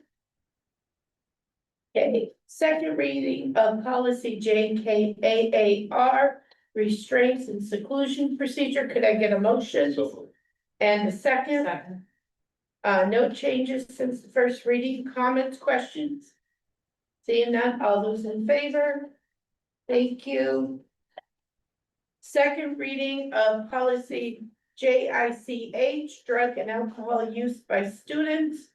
Can I get a motion? So moved. And a second? Second. Comments or questions? Oh, Cindy, it is JICH. You had EBBD and on the first. The second one's good. Oh, I had it on the, I think it's good. you fixed it, that's okay. All right, any questions or comments? All those in favor? Thank you. Second reading of JICHR, drug and use, alcohol use, there's an R. I'm seeing things, use by students procedures. Could I get a motion? So moved. And a second? Second. Comments or questions? No changes since first. All those in favor? Okay, and these are the new policies, first readings, with revisions, which were set, first reading of changes to EB, Environmental and Safety Program. Could I get a motion, please? And a second? Second. And you saw the changes, MSMA had just updated it. And they were just a little more specific. Any questions? Seeing none, all those in favor? Okay. First reading of BDJ, broadcasting taping of school board meetings. Could I have a motion, please? So moved. And a second? Second. You can see the changes. Basically, they can do it. They don't need to come and ask if they can do it, they just can't be in the way. I think that was the most of the changes. All right, any other comments or questions on this? All those in favor? Thank you. All right. CHD. Administration in the absence of policy. Could I have a motion, please? So moved. And a second? I'll second. It was a very short policy. They had, it's a 2-sentence one. It basically, you saw any questions on it. Yeah, you know, the superintendent acts, the board, you know, looks at it and takes recommendation for future guidance. All right, all those in favor? Thank you. All right, CHA, first reading, development of administrative regulations or procedures. Oh, so I- we proceed. Yeah, okay. Procedures. Could I get a motion, please? And a second? Second. Basically, they just said how superintendent, what they do for administrative procedures. We approve the policy, they change. Any questions on that?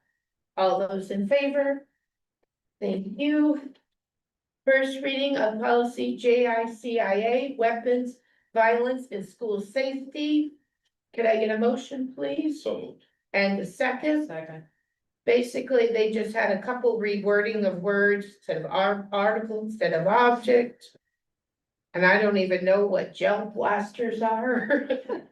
It must, I don't know, but Why did they take out, school staff, volunteers, visitors, then because they have it in another spot somewhere else? on prohibited conduct.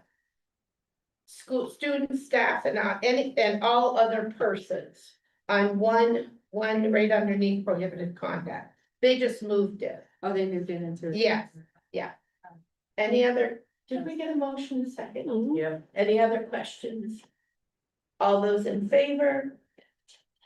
Okay. Whoop. Last but not least, new policy. Because it is a required policy, EB first reading, EBBD, temperature standards for schools. Could I get a motion, please? So, And a second.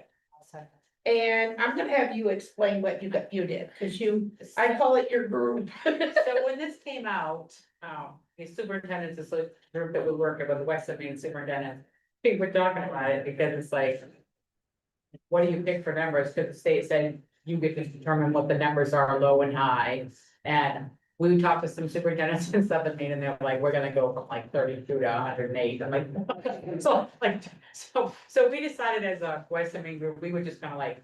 Figure out what's for reasonable numbers to put in here. I don't think anybody actually went 32 to 108, but it's like they just gave you the fill in your numbers. So we just all agreed that those seemed like reasonable numbers to be working between.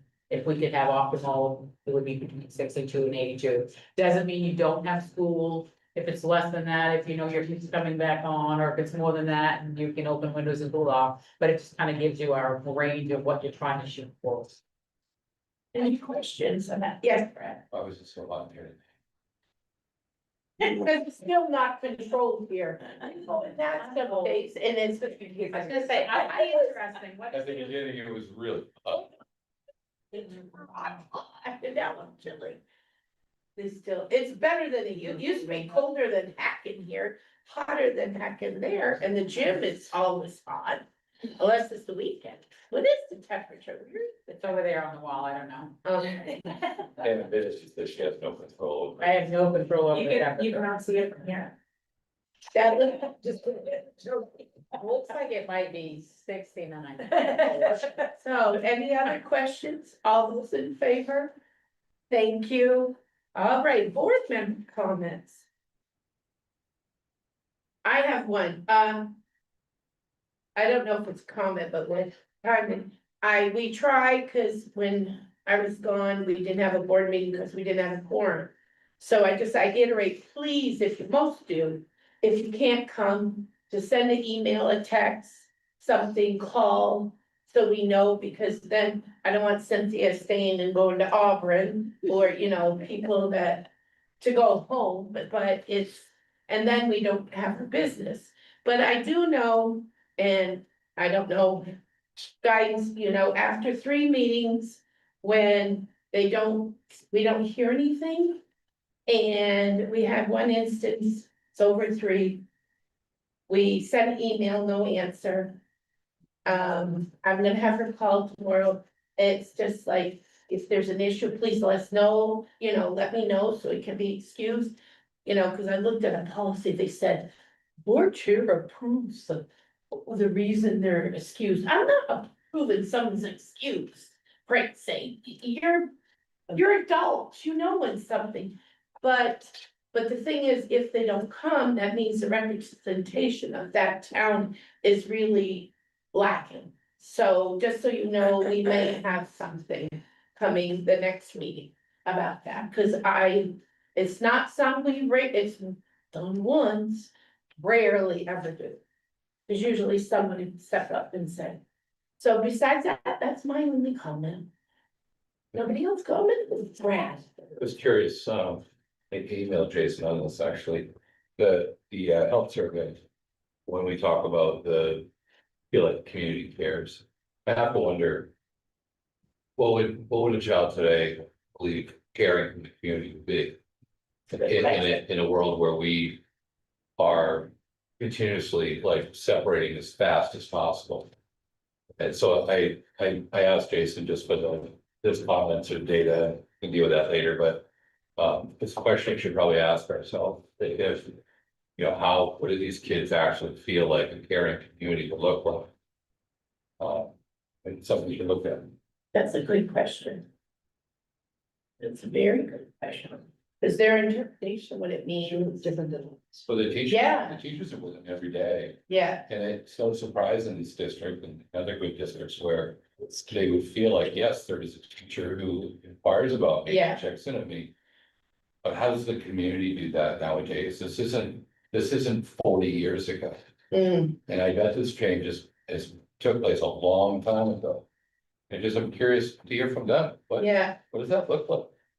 Let our community know. cause I try that, but I've got the, when you're in the booster booth, I see every, I mean, I start seeing when they're little and grown up. And even with the program they have now with the popcorn or french fries, one kid's not even at the game, but he'll come in before the activity bus leaves. Is the popcorn ready? I said, sure. It gives me his ticket. So they know, and I say to the kids, and another thing I do, we have leftover food, it goes free. Whoever gets it, gets it. But some kids, I know, and some people say this, well, you're raising prices. I know what I pay, I know what we make, and I want it affordable for families and kids. I think the community cares. You know, they approve the budget, Yeah, or even when they fight the budget. It's not like the community doesn't care. They want to make sure it's sustainable. yeah, So personally, the community does care. I think it deeply cares, but, you know, how do we get the kids to see that? that's a true. different thing. Any other board member comments? All right, you're next, right? Yeah, I gotta get that. So it's just wanted to report that the middle school recognizes students who are doing well academically to their presidential award program. So at the last assembly, 36% of the middle school students were recognized at the assembly, 23% earned achievement, and 13% earned excellence. At the high school, 28% of the students earned high honors and 33% were on the honor roll. And the breakdown per grade level, freshmen had 24.5% on high honors and 38.6% on honor roll. Sophomores had 23% on high honors and 26.9% on honor roll. Juniors were 29.8 on high honors and 29.82 on honor roll, and seniors were 33.9% on high honors and 37.29% on honor roll. Also wanted to let you know that the Maine Commissioner of Education, Kendra Macon, called me last week. Yes, I was in Ireland, I was in Iceland, I used to call. You took the call. She's like, how's your vacation? And I'm like, she's like, how you doing? Taking any time off? I'm like, I'm actually in Iceland. And she's like, why did you answer your phone? I'm like, because the Commissioner of Education called me. So anyway, she asked if she could submit Darragh High School and or Darragh Middle School as a stop for the US Secretary of Education, Linda McMahon. She's touring Maine in March. She's looking to visit schools that have successfully implemented BAR, ELO, and JMG. We're one of 5 districts that Pender is submitting to be considered for this visit. And I will let you know if she ends up coming to our Darragh schools. The date is a little awkward for me because I'm supposed to be away at a conference, but if we are selected, I will be here to read it. I'm also proud to announce that we have 2 teachers that were nominated as for Teacher of the Year. And Jessica Robbins and Sarah Johnson, both at Darragh Elementary School. I'm really excited to see how far they go in the selection process. I think they're both like highly deserving of the award, so it's exciting when that happens. And as Charlie makes his way up front, I'll just report out a few new hires. John Bluen has been hired as the bus driver custodian. We had a couple of resignations. Jennifer Mann, who was a bus driver custodian, resigned. And Jessica Robbins, a while ago, resigned from being the Darragh High School Division softball coach because she wanted to be able to assist Scott at the varsity level. And sometimes they had games and so she wouldn't have practice. So she thought it would be better for the team if somebody else came in. And now it's you, Doctor. All right, I got it. So I'll do my part and be quick. As long as you do your part. Few questions. Why? No agreement. All right. Do my best anyways. So I already shared our mission statement, so we're gonna go on. I shared this in October, but our theme this year is maximizing impact through nurturing engagement. And we had several kind of focus statements that we were using to guide us this year at PES. And we've used this through professional development, some of our law time, talk about subjects like differentiation, and engagement and how we kind of start taking our new reading program that's not new anymore and kind of give teachers a little more freedom to be kind of add their special expertise in terms of making content come alive in their classrooms. So that's kind of our theme that we've been going through this year. And again, I shared that in October, but we're still at it. So this is our attendance data. One of the things about having dean students is we have more accurate data. Because in the past, when I was doing this solo, I get bogged down in one area, and that's usually the truancy. So we don't often have accurate data in terms of who is close to that mark or other pockets of students doing. So this is where we are. In October, we had 3 students at that point already truant. And truancy, I'll remind you, is a student who, for the elementary school, has missed 5 consecutive days or 7 days unexcused. So it's just unexcused, it's not overall attendance. So back in October, we had 3, we now have 10. And so with each of those 10 is a process of trying to get the family in, trying to set up meetings, holding meetings, oftentimes without the family, then reporting back to the family what we did in the meeting and then trying to get them to come to another meeting. So it's a lot of time investment through those. So 10 may not seem like a big number, but in terms of time commitment, it's pretty hefty. We've paused 3 truancy. So that means that we had some, we've seen improvement. We had some kind of agreement, or sometimes we have some situations where a family didn't report absences that were medical reasons or other things. And so we give them a chance to kind of give us some documentation to kind of show that. And then we go back and change those to excused, and then really try to highlight that if they just let us know within 24 hours, we're good. We can get off this truancy train that they're on. Truancy warning, so in October, we had 5, we have 33 now, so that means students who have reached 4 or 5 unexcused absences, we give them a kind of a heads up letter, like, hey, you're close to 7, 7 is the unexcused, 7 unexcused is the truancy, so just a heads up, you're getting to that point.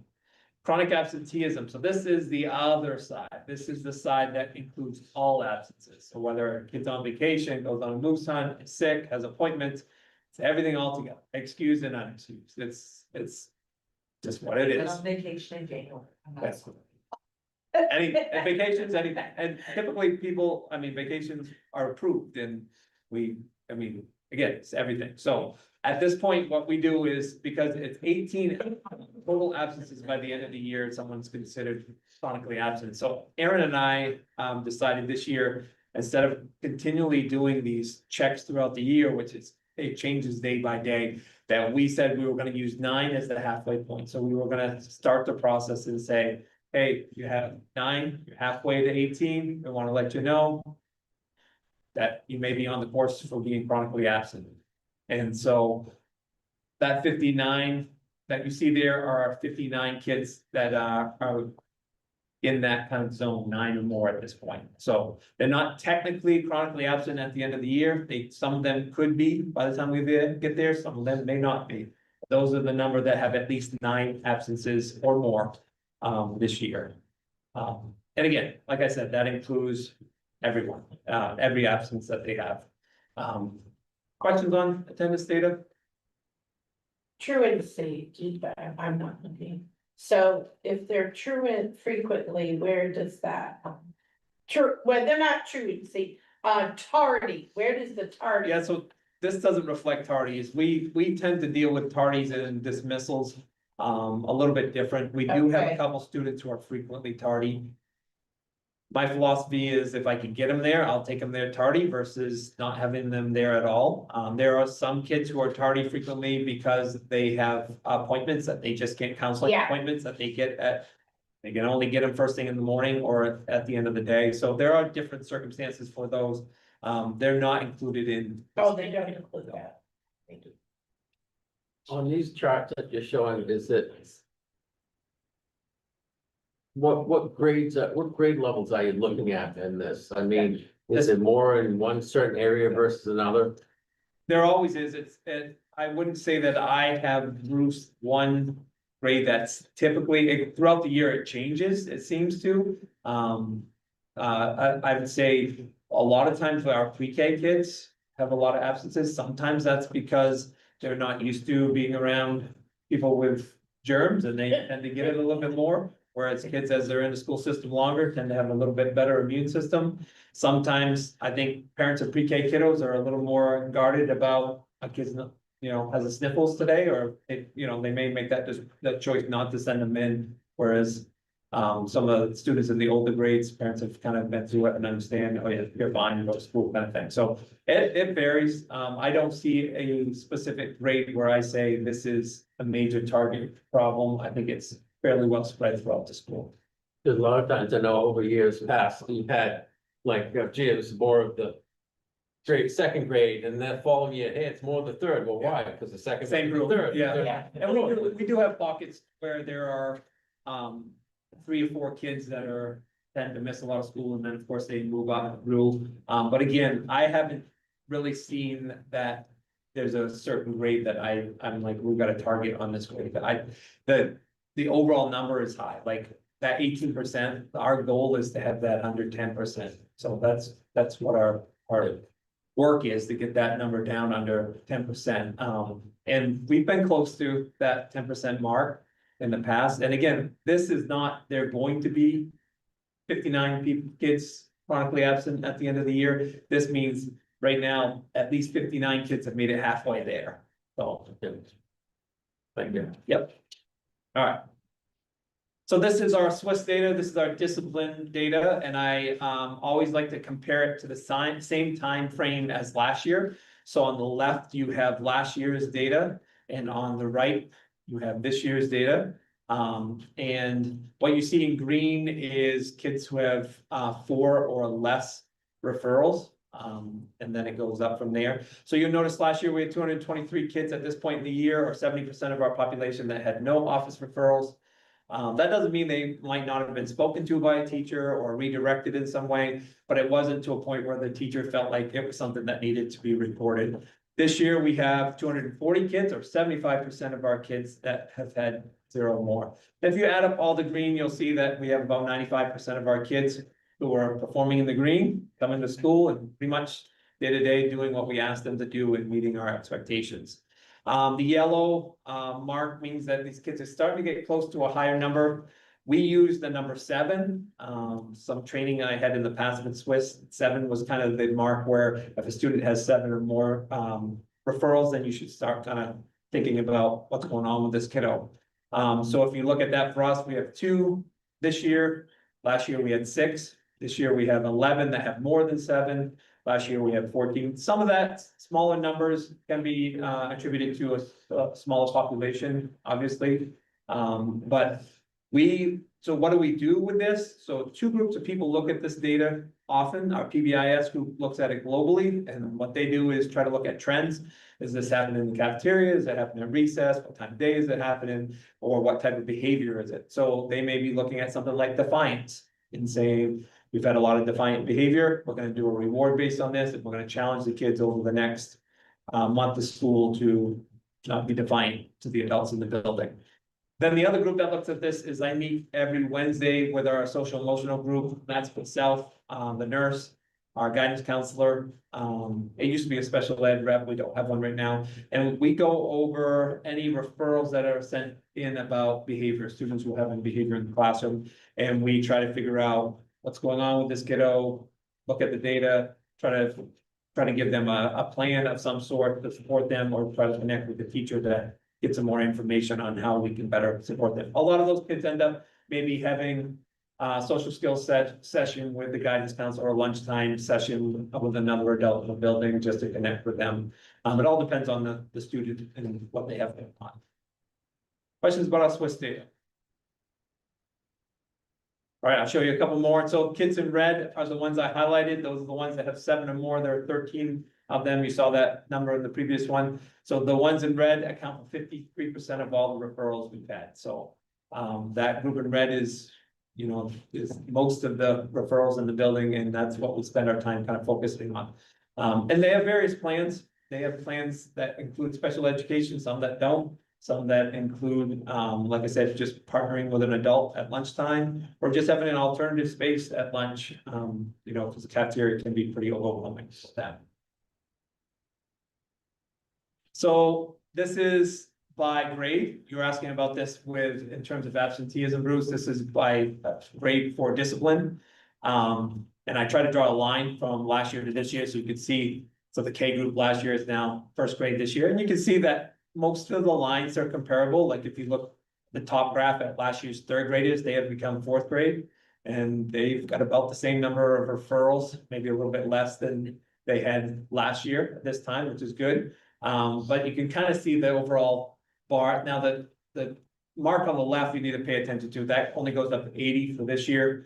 Last year it's 160, so there's a discrepancy there in terms of the overall number, but you can kind of see the cohorts as they move up and then kind of how they are kind of chunking out the referrals per grade in the building. What have we been up to since October? We've had a lot going on at DES. We had our veterans breakfast, holiday concerts, field trips. Grade 1 group just went to the main mineral and gem museum in Bethel, which they love because they got to touch rocks from Mars and the moon, and they love it. And none of them came home with any of those rocks, so that was good. Yeah. That way, not that we ever have, that's just something I always fear. We've gone through our mid-year testing. We were part of a food drive, that my son did.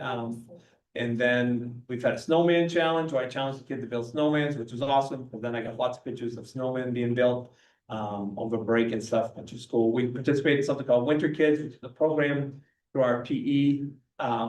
Gretchen started it, and we basically have a challenge to get our kids outside, so they do snowshoeing and skiing and sledding and all kinds of outdoor activities. And then Mr. Tatchney, who's subbing in PE, carried it on, and he got a guest speaker to come in, Mr. Dunbar's wife, who does a ton of hiking and winter hiking, and goes when it's like 30 below zero and hikes. So she just talks about kids, about safety of winter hiking, and what she does and why she does it. Special ed field trips, they've gone swimming a few times. They went to Winter Hill, sledding. Credit union came to meet with our fifth graders about financial responsibility and planning. Our math committee, as we talked about earlier, has been working on the selection of a new program. And we're currently hosted several practicum students, 2 student teachers, and 1 high school volunteer at the school, which has been awesome. I know that Kaylin and Brenna here at the high school, we're connecting more and more about trying to get opportunities for high school students to come over to be mentors and to just work in elementary classrooms. And we had Maddie Bell, who's one of our juniors at the high school, came and worked in this Irish's class for the first semester, and was awesome. Kids they love the high school kids when they're in the building. What's coming up? We have Cup Basket Assembly Thursday. That's our next one. As I mentioned, I am out until March 9th. From Friday to March 9th, I am going to Mexico with my oldest son on a missions trip, so I'll be gone. Please be careful. Oh, yeah, we will be careful. We're not going anywhere where the I think problems so. that we know I of, know so. here.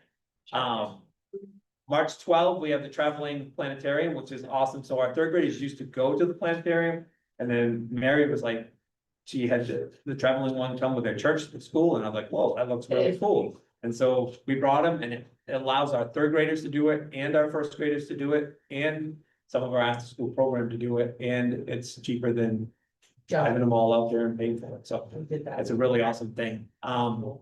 Fourth graders will be taking the NAEP national assessment. They say chosen to do this. So it's an honor, but they'll be taking another assessment. That's a national assessment. And they'll be doing that on March 17th. Our math night is scheduled for March 18th. We'll be participating in the rendezvous at the WMEC for the March workshop. And then Arts Alive is scheduled for the 14th and 16th of April. Our theme this year is the continent of Asia. I think that's it. Questions? Thank you. Well, Before we move on, What?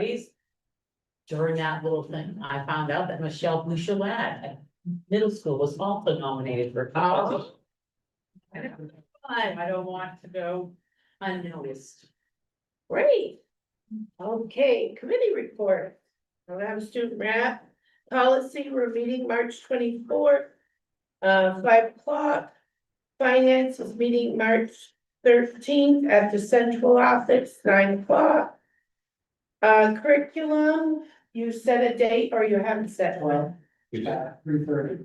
Oh, you were outside, March 12th at 3:30. Okay, buildings and grounds, We are meeting, just 1 second. oh, Thursday at 5:15, correct? what day? Thursday, the 26th at 5:15. This Thursday This Thursday. at 5:15 Yeah, at the central, Yeah, central office, is that right? yeah. yeah. We don't have any negotiations, Negotiations. personnel. Natalie's not here, ad hoc, I, Next Tuesday. oh, remember, Whatever next Tuesday is, also, and I have answers to the 2 Monarchs questions. If that's go ahead. The language for the